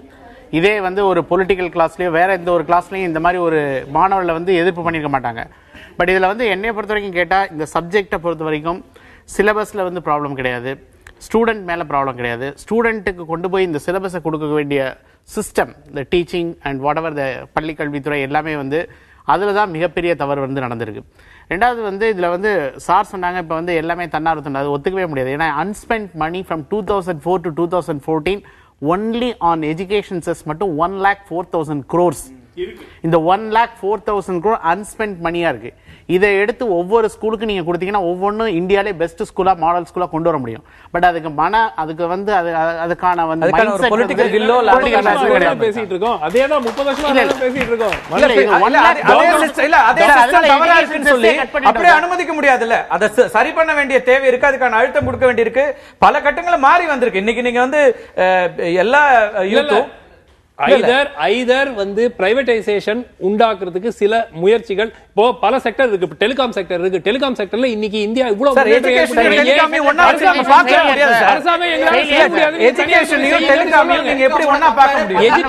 பிரைவேடைசேஷன் சொல்லல. நான் என்ன parallel பாயிண்ட் பண்றேன்னா, உங்களுக்கு எல்லா செக்டர்லயும் அரசு தான் செய்ய வேண்டும். சரி இல்ல கல்விங்கிறது சர்வீஸ் செக்டர் மாற்ற முடியாது. இது சமூக நீதி சார்ந்த விஷயம். அத வந்து நீங்க அப்படி வந்து பிரைவேடைசேஷன்ல கொண்டு போக முடியாது. கல்வி அரசு அவங்க பிரைவேட் செஞ்சாங்க. 1,04,000 கோடி வேஸ்டா கிடக்கு. ஆமா, அத செய்ய வேண்டியது கேளுங்க. அத செய்ய சொல்லணுமே தவிர நான் சொல்றேன் அப்படி சொல்ல முடியாது டாக்டர். இல்ல சமூக நீதி சார்ந்த ஒரு விஷயம், நீங்க இன்னைக்கு எல்லாருக்கும் கொண்டு போய் சேர்க்க வேண்டிய விஷயம் அரசுடைய கடமையா இருக்கிற ஒரு விஷயத்தை பிரைவேட்ல கொண்டு போய் கொடுக்கணும், அல்ல சமூக தன்னார்வ தொண்டு நிறுவனங்கள் செய்யணும்னு எப்படி எதிர்பார்க்க முடியும்? அரசு மூலமாக ஒரு விஷயத்தை செய்ய முயற்சி செய்கிறோம். அது நடக்கவில்லை என்றால் அது செய்யவே வேணாம்னு விட முடியாது. அப்படி விட முடியாது. அதுதான் மாத்திட்டு இருக்கீங்களா? 5 வருஷத்துக்கு ஒரு வாட்டி மாத்திட்டு தானே இருக்கோம். என்ன நடக்குது? இல்ல அதுதான் செய்யணும். இல்ல நம்ம ஒரு பிரேக் எடுத்துறோம். ரொம்ப முக்கியமா இருக்குது. இது ஒரு முக்கியமான ஒரு சப்ஜெக்ட்ன்றதுனால கால அளவை நீட்டிக்கிறோம். மேலும் ஒரு அரை மணி நேரம் கூடுதலாக நீட் குறித்த இந்த நேர்பட பேசு விவாதம் தொடரும் ஒரு சிறிய இடைவேளைக்கு பிறகு. நீட் தேர்வு குறித்தும் அந்த தேர்வுகளுக்கு இந்த மாணவர்கள் எவ்வளவு தூரம் மன உளைச்சலை சந்திக்க வேண்டி வந்தது, அந்த தேர்வுக்கு தயாராவது என்பது எவ்வளவு சவாலாக இருந்தது என்பது குறித்தெல்லாம் பேசிக் கொண்டிருக்கின்றோம். அதுவும் குறிப்பாக தமிழ் வழி கல்வியில படித்தவர்களுக்கு, அரசு பள்ளிகளில் படித்த மாணவர்களுக்கான மிகப்பெரிய ஒரு சவால் நிறைந்ததாக இந்த தேர்வு என்பது பார்க்கப்படுகிறது. அந்த பள்ளிகளில் படித்த மாணவர்கள் தங்களுடைய சொந்த அனுபவங்களையும் கூட இங்க பேசிட்டு இருக்கிறாங்க. நம்ம அதிலிருந்து தான் தொடங்குகிறோம். திரு நெடுஞ்செழியன், ஒரு 1,400 ரூபாய் ஃபீஸே கட்ட முடியாத ஒரு சூழல் இருக்கிற அரசு பள்ளி மாணவர்கள் பல பேர் இங்க இருக்கிற சூழல் இருக்கிறது. அவங்களை வந்து இன்னைக்கு இந்த தேர்வுக்கு தயார்படுத்துறது, அவங்களுக்கான ஒரு அவைலபிலிட்டி ஆஃப் அந்த எஜுகேஷன் அப்படிங்கறதே இல்லாத சூழல்ல இதெல்லாம் எப்படி கையாள முடியும்? இல்லை, இது மிகப்பெரிய இந்த பொண்ணு சொன்னது வந்து இன்னும் ஷாக். ஒரு சிபிஎஸ்இ எக்ஸாமினேஷன் கண்டக்டிங் அத்தாரிட்டி வந்து நான் கொஸ்டினே வந்து நான் தப்பா கொடுப்பேன், அதுல வந்து நீ பிழை இருந்தா நீ தான் பாத்துக்கணும்னா அவங்க தேர்வு நடத்தவே லாயக்கற்றவர்கள் அப்படிங்கறதா வந்து. ஏன்னா அந்த தேர்வு வந்து ஒரு கொஸ்டின்ங்கிறத வந்து இதை கூட கரெக்டாக கொடுக்க முடியலனா அவங்க எப்படி இந்த சில்ட்ரன்லாம் வந்து எப்படி வந்து செக் பண்ணலாம், என்ன பண்ணலாம்? ஏன்னா அவங்கள யார் செக் பண்ணுவா? ஏன்னா இந்த கொஸ்டின் பேட்டர்ன் நீங்கள் வந்து ஒரு முறையாக உங்களால் டிரான்ஸ்லேட் பண்ணக்கூட முடியலைன்னா நீங்கள் எதுக்கு தமிழில் தேர்வு நடத்துறேன்னு சொல்கிறீங்க? அப்புறம் இந்த கேள்விக்கான பொறுப்பை நான் ஏற்றுக்க மாட்டேன் அப்படின்னா அவங்க தேர்வு இதை தான் வந்து மெயினாக வந்து இதுக்கு தான் நீட்டே கேன்சல் பண்ணணும்னு சொல்கிறேன். திருப்பி நீ நீட்டை ரீகண்டக்ட் பண்ணு, எல்லா சிஸ்டமையும் ஒழுங்காக பண்ணு. நீ வந்து மேலே நான் கொஸ்டினில் என்ன வேணாலும் நான் ஃப்ராட் பண்ணுவேன், அது தமிழ்லையோ மற்ற மொழியிலையோ நான் டிரான்ஸ்லேட் பண்ணும்போது அதில் நான் வந்து அதில் எந்த ஒரு இதுவும் எடுத்துக்க மாட்டேன்னா அவங்க தேர்வு நடத்துகிற முறைகளே தப்பு, தேர்வு நடத்தக்கூடிய அந்த விதங்கள் வந்து மிக மிக தவறு. நான் ஏற்கனவே இன்னொரு கேள்வியும் கேட்டிருந்தேன். பல கொஸ்டின் பேப்பர்ஸ் இருக்கு. இப்போ இன்னைக்கு இந்தியா முழுக்க ஒரே விதமான நுழைவுத் தேர்வு வேணும்னு நீட்டை அறிமுகப்படுத்தினா அதே நீட்டில் கேள்வித்தாள் தமிழகத்தில் ஒன்றாவும் வேறு மாநிலத்தில் வேறு ஒன்றாவும் இருக்கும்போது அது எப்படி சரியான ஒரே தரத்திலான கேள்வி? இது எல்லா எக்ஸாமினேஷன்லையும் அந்த ப்ரொசீஜர் இருக்கு. இப்போ ஒரு ஹாலில் வந்து ஒரு 4 பேர் இருக்காங்கன்னா 4 பேருக்கும் டிஃப்ரெண்ட் கொஸ்டின் பேப்பர் வரும். ஏன்னா பக்கத்தில் உள்ளவங்க வந்து பார்த்து எழுதக்கூடாது, காப்பிங் இது வந்து அவாய்ட் பண்ணுங்கிறதுக்காண்டி அந்த டிஃபிகல்ட்டி லெவல் இருக்கு. ஈஸிங்கிறது ஒரு 18 கொஸ்டின் இருக்கு, மீடியம் ஒரு 11 இருக்கு, டஃப்ங்கிறது 1 இருக்குன்னா ஒவ்வொருத்தருக்கும் அது மாறி வரும். கோடிங் இதே வந்து உங்களுக்கு அந்த ஃப்ரண்ட்ல வந்து கொடுத்துருப்பாங்க, ஏபின்னு சீரியல் நம்பரே மாறும், அதனோட கோடிங் ஷீட் வந்து மாறும். இதெல்லாம் வந்து இது நார்மல் எக்ஸாமினேஷன் ப்ராசஸ் தான். பட் இங்கே வந்து கேள்வி தப்பாக கொடுக்கக்கூடாது. இப்போ ஆங்கிலத்தில் இருந்து போய் நீ பார்த்துக்கோ அப்படின்னா ஒரு தமிழில் படித்த மாணவிக்கு எப்படி போய் அந்த கொஸ்டின் வந்து தமிழில் ஒரு சின்ன எழுத்துப்பிழை இருந்தாலும் அந்த கொஸ்டினோட ஆன்சரே மாறும். ஏன்னா அது ஆங்கிலத்தில் இருக்கிறது வந்து வேற, தமிழில் இருக்கிறது வேற. அப்படி இருக்கும்போது ஒரு தேர்வை வந்து நான் இதை வந்து என்னால் சரியாக கொடுக்க முடியலன்னா அவங்க தேர்வு நடத்த அந்த இதுவும் வந்துச்சு. வேற சில ரீஜனல் லாங்குவேஜஸ்ல எளிதாக இருந்த கேள்விகள்ங்கிறது இங்க டஃபா இருந்துச்சு வேற வேற மொழிகள் இருக்கும்போது கூட. அதெல்லாம் எப்படி சரி பண்ண முடியும்? நீங்க வந்து கேள்வித்தாள் தயாரிக்கிற அல்லது அதை டிரான்ஸ்லேட் பண்ணக்கூடிய ஒருத்தருடைய ஞானம் சார்ந்த ஒரு விஷயமா இருக்கு. அவர் ஒரு ரொம்ப ஒரு நல்ல தமிழ்ல ரொம்ப தீவிரமான வார்த்தைகளை போட்டு பண்ணா நமக்கு கேள்விகளை புரிஞ்சு கொள்ள கூட முடியுமா அப்படிங்கிற கேள்வி கூட இல்ல. அது வந்து நீங்க லோக்கல்ல கனெக்ட் ஆயிருக்கணும். இப்ப நீங்க லோக்கல்ல அந்த டீச்சர் யாரு தமிழ்லயும் ஆங்கிலத்திலையும் சொல்லி தரக்கூடிய டீச்சர்ட்ட நீங்க அட்லீஸ்ட் ஒரு வெரிஃபிகேஷன் பண்ணிக்கணும். கொஸ்டின் யார் வேணாலும் செட் பண்ணிக்கலாம். ஒரு 100 கொஸ்டினை கொடுத்து சார் இந்த கொஸ்டின் கரெக்டா இல்லையாங்கிறத வெரிஃபிகேஷன் பண்ண கூட, அதை கூட பண்ணாம கொஸ்டின் பேப்பர் அடிச்சு அவங்க எக்ஸாம் தேர்வு நடத்தினாங்கன்னா அவங்க தேர்வு நடத்துறதுக்கான வாரியமே கிடையாது. ரைட் சார், அவங்க தேர்வு நடத்துறதுக்கான வாரியமே கிடையாது அப்படின்னு சொல்றது வந்து முழுக்க முழுக்க வரவேற்க வேண்டிய ஒரு விஷயம். ஏன் அப்படின்னா இந்த மெடிக்கல் கவுன்சில் ஆஃப் இந்தியா இந்த எக்ஸாம்லாம் கண்டக்ட் பண்றாங்கல்ல, இதோட பிரசிடென்ட் மிஸ்டர் கேதான் தேசாய் 1996 அவர் தான் பிரசிடென்டா எலெக்ட் ஆயிருக்காரு. 2001லயும் அவர் தான் இருக்காரு, 2009லயும் அவர் தான் இருக்கிறார். சரிங்களா? 2010ல 15th May 2010 அவர் மேல வந்து பல கிலோ கணக்குல தங்கம் வச்சிருந்ததாகவும், பஞ்சாப்ல வந்து ஒரு காலேஜுக்கு லஞ்சம் வாங்கிட்டு கோடிக்கணக்கில் லஞ்சம் வாங்கிட்டு அப்ரூவல் கொடுத்ததாகவும் சிபிஐ வந்து அவங்க மேல கேஸ் ஃபைல் பண்ணாங்க. அந்த சமயம் என்ன டெஸ்ட் வச்சு இவரை தேர்ந்தெடுத்தாங்க? பிரசிடென்ட் வந்து அப்ப என்ன பண்ணாருன்னா மெடிக்கல் கவுன்சில் ஆஃப் இந்தியாவே டிசால்வ் பண்ணாரு. ஓகேங்களா? கேதான் தேசாயை தூக்கிட்டு மெடிக்கல் கவுன்சில் ஆஃப் இந்தியாவே வந்து டிசால்வ் பண்ணாங்க. அதுக்கப்புறம் என்னாச்சுன்னா அவர் என்ன பண்ணிருக்கணும், அவர் மேல நடவடிக்கை எடுத்திருக்கணும். ஆனா 2013ஆம் ஆண்டு குஜராத்ல மோடி முதல்வரா இருக்கிற சமயம் அவர் வந்து குஜராத் மெடிக்கல் கவுன்சில்ல மெம்பர் ஆகுறாரு. சரிங்களா? திரும்ப அது மூலமாவே மறுபடியும் மெடிக்கல் கவுன்சில் ஆஃப் இந்தியாவுக்கு அவர் வந்து ரெப்ரசன்டேட்டிவ் ஆகுறாரு. அது மூலமா இப்ப அக்டோபர் 2016 வேர்ல்டு மெடிக்கல் அசோசியேஷனோட ஹெட் ஆஃப் பிரசிடென்ட்டா செலக்ட் ஆயிருக்கு. இந்தியால இவ்வளவு கரப்டா 20 வருஷம் இவ்வளவு ஊழல் பண்ணி கோடிக்கணக்கில் சிபிஐ 8 கேஸ் அவர் மேல ரெஜிஸ்டர் பண்ணிருக்கு. சுப்ரீம் கோர்ட் வந்து அவர் வந்து பதவியில எந்த பதவியிலும் இருக்க கூடாதுன்னு சொல்லியிருக்கு. இந்த சூழ்நிலையில இந்த அரசாங்கம் மெடிக்கல் அசோசியேஷனுக்கு பிரசிடென்ட்டா அனுப்புறதுக்கு எந்த அடிப்படையில இந்த கவர்மெண்ட் வந்து மோடி கவர்மெண்ட் வந்து அனுப்புனாங்க? இப்ப இந்த பொண்ணை வந்து முடிய நான் செக் பண்ணேன், கண்ணாடியை கலட்டு, கண்ணாடியில வந்து கேமரா இருக்கும்னா அப்ப நீ படிக்கிற 1400 ரூபாய் கட்டி நான் வந்து எக்ஸாம் எழுதுறேன், அது உன்னோட ரெஸ்பான்சிபிலிட்டி எல்லாமே. அதை விட்டுட்டு நீ அந்த பொண்ணு வர்ற பொண்ணுங்களை பசங்களை டார்ச்சர் பண்ணிருக்க. இந்த கேதான் தேசாய் மேல வந்து என்ன நடவடிக்கை இது வரைக்கும் எடுத்திருக்கிறாங்க? ஸ்டூடெண்ட்ஸ்ல யாராவது ரொம்ப சுருக்கமா சொல்லணும், இறுதியான நம்ம இதுல இருக்கோம். சொல்லுங்க. எனக்கு ஒரு क्वेश्चन இருக்கு. ஆல் இந்தியா எக்ஸாம் அப்படின்னு நீட் சொல்றீங்க, ஓகேவா? இதுக்கு முன்னாடி நான் ஆல் இந்தியா எக்ஸாம்ஸ் நான் நிறைய ஒரு 4 எழுதிட்டு தான் நான் நீட் எழுதினேன். அந்த நீட் வந்து எனக்கு ஃபர்ஸ்ட் எக்ஸாம் கிடையாது. எல்லா எக்ஸாம்லயும் செக்கிங் இருந்துச்சு. ஈவன் என்டி எக்ஸாமில் வந்து எனக்கு செக்கிங்கிறது ஒரு பெருசாகவே இல்லை. பட் எனக்கு நீட்டில் மட்டும் ஏன் இப்படி ஒரு செக்கிங் நடந்துச்சு?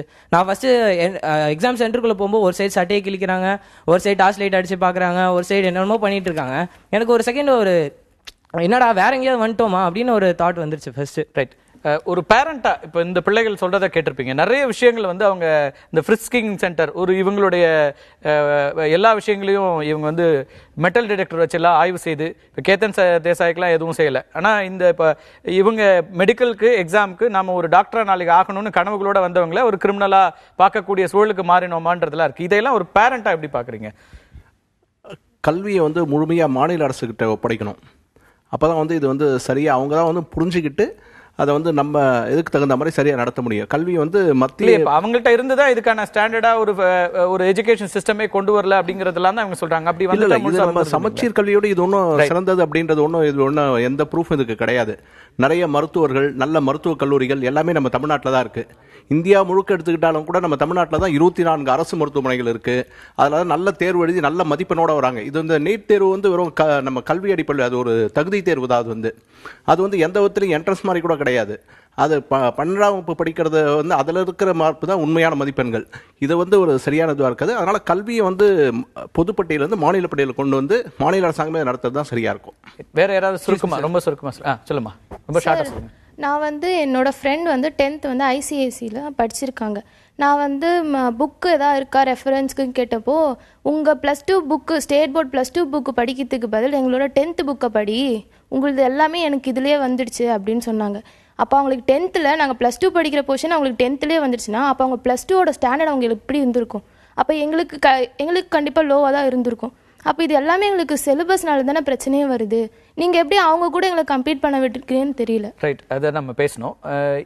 இறுதியாக ரொம்ப சுருக்கமான நேரம் தான் இருக்குது. இந்த கேள்வி தாளில் இப்போ நீங்கள் ஒரு எஜுகேஷனலிஸ்டாக நீங்கள் கூட ரொம்ப ஷார்ட்டாக சொல்லுங்கள். இப்போ நீட்டுக்கான கேள்வித்தாள் பார்த்துருப்பீங்க. அந்த கேள்வித்தாளுடைய வடிவமைப்பு எப்படி இருக்குது? அதில் வந்து எல்லாமே இவங்க சொல்கிற அந்த ஸ்டாண்டர்ட் எல்லாம் அதில் அப்ளை ஆயிருக்கு அப்படின்னு பார்க்குறீங்களா? இல்லை, அதான் இவங்களுக்கு என்னை பொறுத்த வரைக்கும் வந்து சிலபஸ் வந்து நீட் சிலபஸ்ன்னு கொடுத்த சிலபஸ் அவங்க கவர் பண்ணிக்காங்க. பட் மாணவர்களுக்கு நம்ம 11வது சொல்லித்தராமலும் குவாலிட்டி ஆஃப் क्वेश्चंस நான் கேக்குறேன். குவாலிட்டி ஆஃப் क्वेश्चंस வந்து மோர் ஆஃப் திங்கிங். சயின்ஸ் வந்து சயின்ஸ் அதை யாரும் வந்து பண்ண முடியாது. பையன் எப்படி புரிஞ்சிருக்காங்கிறதுக்கு வந்து வெவ்வேறு விதமா என்னெல்லாம் டிஃபிகல்டிஸ் உங்களுக்கு இருந்திருக்கு? அந்த மாதிரியான ஒரு கேள்வி பேருக்கு வந்து பாதி ஸ்கூல்ல எக்ஸ்பெரிமெண்டே காமிக்கல. செய்முறைகள்ல இருந்து கேள்விகள் வரும். அதை நீங்க பியாண்ட் புக்னு நினைப்பீங்க. அதுக்கப்புறம் கிரிட்டிக்கல் திங்கிங் அப்படின்னு சொல்லுவாங்க. அந்த பையன் வந்து உண்மையிலேயே வந்து அந்த அப்ளிகேஷன் ஓரியன்டா எப்படி பார்த்துருக்கான். இன்னைக்கு முதல்ல இவங்கெல்லாம் சொன்னபோது ஒரு போர்ஷன் 100% இருக்குன்னா அதில் நான் கேள்விக்கு என்ன போர்ஷன் தேவை அந்த 40% தான் சொல்லி தரோம். 25 வருஷத்துக்கு முன்னாடி நமக்கு சொல்லிக் கொடுத்த டீச்சர்ஸ் எல்லாம் ஃபுல்லா சிலபஸ் சொல்லிக் கொடுத்து எப்படி கேட்டாலும் போய் எழுதுப்பா அப்படின்னு தான் அனுப்பி வச்சாங்க. இன்னைக்கு அந்த மாதிரி தரமா சொல்லித்தரக்கூடிய ஆசிரியர்கள் கிடையாது. ரொம்ப சுருக்கமா திரு மகேஷ், நேஷனலா அப்படியான ஒரு எலிஜிபிலிட்டி டெஸ்ட் அப்படிங்கிறது தேவை இருக்கு அப்படின்னு நம்புறீங்களா நீங்க? ஆக்சுவலி தேவை இல்லை. நம்ம என்ன பண்ணிட்டோம்னா ஒரு ப்ராப்ளத்துலேருந்து இன்னொரு ப்ராப்ளத்துக்கு ஜம்ப் பண்ணிகிட்டே இருக்கும். ஒரு 20 years பேக் ஐஐடி ஜேஇ இருந்தது. ஜேஇ 61 வந்தது. அதுக்கு முன்னால் வந்து அதுக்கப்புறம் ஃபார் அபவுட் 20 long years ஐஐடிஸில் வந்து 50% admissions were based on your 12th marks. If you are a topper you can get in. பிட்ஸ்பிலானி வந்து 2000 வரைக்கும் அப்படி தான் பண்ணிட்டு இருந்தான். இப்போ தான் என்ட்ரன்ஸ் வந்தது. சடனாக இப்போ என்னாச்சுன்னா ஒரு last 15 years-ஆக there is a huge fear about bias, about board differences, about second backdoor admissions on higher education. Education has also become a business. So when that happens, there is this tremendous need. ஒரு பெரிய ஒரு interest வந்துச்சு. நீட்லேயே அதான் வந்தது. 2013 வந்து நிறைய பேர் வந்து 2வது டோரில் வந்து அட்மிஷன்ஸ் வாங்குறாங்கன்னு சொல்லி அதை பேன் பண்ணுறதுக்காக எக்ஸாம் வச்சுடுவோம். எக்ஸாம் வச்சா காமன் என்ட்ரன்ஸ் வைப்போம். காமன் என்ட்ரன்ஸ் வச்சக்கப்புறம் இந்த வருஷம் சொல்கிறாங்க common counselling. So there is this tremendous problem என்னென்னு அனலைஸ் பண்ணாமல் ஏன் வந்து why is it that a state board percentile analysis ஒவ்வொரு முறையும் ஆட்சியாளர்கள் மாத்திக்கிட்டே இருக்கிற ஒவ்வொரு சிஸ்டம்க்கு ஏற்ற மாதிரி ஒட்டுமொத்த கல்வித்துறையும் மாறிக்கிட்டே இருக்க வேண்டியிருக்கு. மாணவர்கள் வந்து அதுக்கேற்ற மாதிரி தங்களை மாத்திக்க வேண்டிய அவசியம். பசங்களுக்கு என்ன ப்ராப்ளம், அதனால பசங்களுக்கு ஏதாவது பெனிஃபிட் இருக்கான்னு யோசிக்கிறதுக்கு கூட நம்ம ஆட்சியாளர்கள் தயாரா இல்லை. டாக்டர் விதுபாலா ரொம்ப இல்ல, அதாவது நீட் வந்து ஒரு வரவேற்க தகுந்த விஷயம். ஏன்னா சார் சொன்ன மாதிரி தரம் நல்லா இருக்கு, டாக்டர்கள் நல்லா இருக்குங்கிறது உண்மை கிடையாது. இன்னைக்கு ப்ரொபோர்ஷன் ஆஃப் கவர்மெண்ட் காலேஜஸும் பிரைவேட் காலேஜஸும் நீங்க பாத்தீங்கன்னா பிரைவேட் காலேஜ் எக்கச்சக்கமா திறந்து விட்டாச்சு. Dental college, government dental college நீங்க பாத்தீங்கன்னா ஒண்ணு இருக்கு. அதே பிரைவேட் டென்டல் காலேஜ் இன்னைக்கு எத்தனை இருக்குன்னா நிறைய இருக்கு. இன்னைக்கு இதை எதிர்த்தவங்க யாரு அப்படின்னு கேட்டீங்கன்னா 115 வழக்குகள் நீட்டால தரம் அதிகரிக்கப்படணும்ங்கிறதும் இது ஒரு முக்கியமான படி. இது ஒரு முக்கியமான படி. 115 வழக்குகள் இந்தியா முழுவதும் பதிவானதுல 2013 உச்சநீதிமன்றம் அன்கான்ஸ்டிடியூஷனல்னு சொன்னுச்சு, சட்டத்துக்கு விரோதமானதுன்னு சொன்னுச்சு. அதற்கு பிறகு இன்னைக்கு வந்து லார்ஜர் பெஞ்ச் வந்து இத சொல்லுது. நாளைக்கு இதை விட ஒரு லார்ஜர் பெஞ்ச் வந்து வேற ஒரு இதை சொல்லலாம். ஒருவேளை இதை எதிர்த்து பண்ணும்போது இதே பெஞ்ச் சொல்லுது ஒரு என்ட்ரன்ஸ் எக்ஸாம் வந்து ஸ்டூடண்ட்ஸோட ஹெட் டிசைட் பண்ண கூடாதுன்னு. தி சேம் பெஞ்ச் இல்ல இன்னைக்கு 115 வழக்குகள் இன்னைக்கு இந்தியா முழுவதும் இருந்து பதிவானதுல வேண்டான்னு சொல்லி வாதாடினதுல 3 தமிழ்நாடு கவர்மெண்ட், தெலுங்கானா, ஆந்திரா தவிர 110க்கும் மேற்பட்ட வழக்கறிஞர்கள் வந்து யாருக்காக வாதாடினவங்கன்னா தனியார் மருத்துவ பல்கலைக்கழகங்களுக்காகவும் அது சார்ந்த ஆர்கனைசேஷன்ஸ்க்காகவும் டீம்டு யூனிவர்சிட்டிக்காகவும் வாதாடினவங்க தான். அப்ப இதுல இருந்தே அரசுடைய வழக்கறிஞர்கள் போய் வாதாடக்கூடாது. அரசுக்காக பல நேரங்கள்ல சீனியர் லாயர்ஸ் பிக்ஸ் பண்றோம். ஒரு நாளைக்கு 5 லட்சம் ரூபாய் இல்ல 10 லட்சம் ரூபாய் கொடுத்து போற சில வழக்குகள் இருக்கு. இதுக்கு அது மாதிரி போக வேணாம்னு யாரும் தடுக்கலையே. அரசாங்கத்துல போயிருக்கணும். போகல.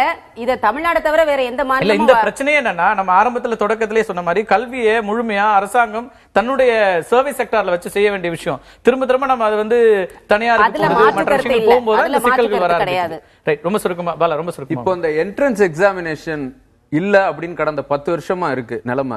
சோ இந்த 10 வருஷத்துல தான் வந்து கிராமப்புறத்திலயும் ஏழை மாணவர்களும் நிறைய பேர் வந்திருக்கிறாங்க.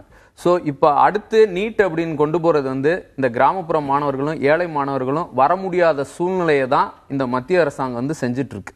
இதுக்கு எதிராக வந்து போராடி தான் ஆகணும். இது மாதிரியான சமமற்ற தேர்வு முறைகளுக்கு எதிர்ப்பு கண்டிப்பா கொடுத்தே ஆகணும். இது நிறைய விவாதிக்கப்பட வேண்டிய விஷயம் தான். ஒரு 2 மணி நேரத்தில் நம்ம பேசிட முடியாதுனாலும் கூட மாணவர்கள், பெற்றோர்கள், அதே போல கல்வியாளர்கள் அவர்களுடைய எல்லோருடைய கருத்தையும் பார்க்க முடிந்தது. ஒரு முக்கியமான விஷயமாக எல்லோரும் சொல்லக்கூடிய ஒரு விஷயமாக இருக்கிறதுங்கிறது அரசாங்கத்தினுடைய ஒரு பணி. கல்வி என்பதை நம்ம வந்து இன்னும் அன்ஸ்பெண்ட் மணி இவ்வளவு இருக்கு, 1 லட்சம் கோடி ரூபாய்க்கு செலவிடப்படாத பணி ஒரு தொகையாக இருக்கிறதுன்னு டாக்டர் நெடுஞ்செழியன் குறிப்பிட்டாரு. அது ரொம்ப முக்கியமா பார்க்கப்பட வேண்டிய விஷயம். நிறைய ஒதுக்கீடுகளும் அது மத்திய அரசாக இருக்கலாம், மாநில அரசாக இருக்கலாம், கல்வித்துறைக்காக ஒதுக்கப்படுகின்ற நிதி என்பது 5%லிருந்து 6% கடப்பதே இல்லை.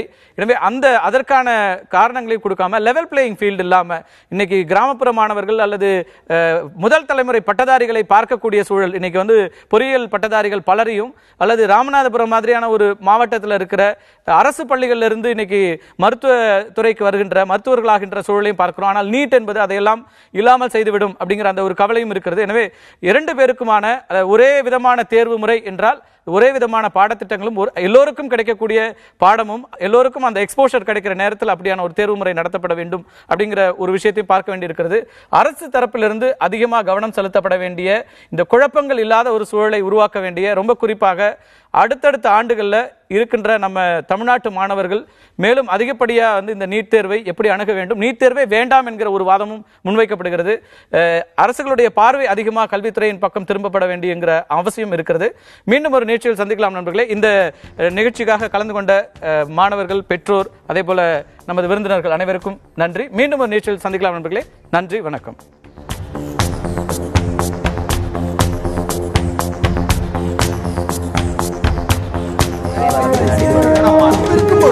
எதிர்த்து பேசிட்டு நாட்டுல வழியை தவிர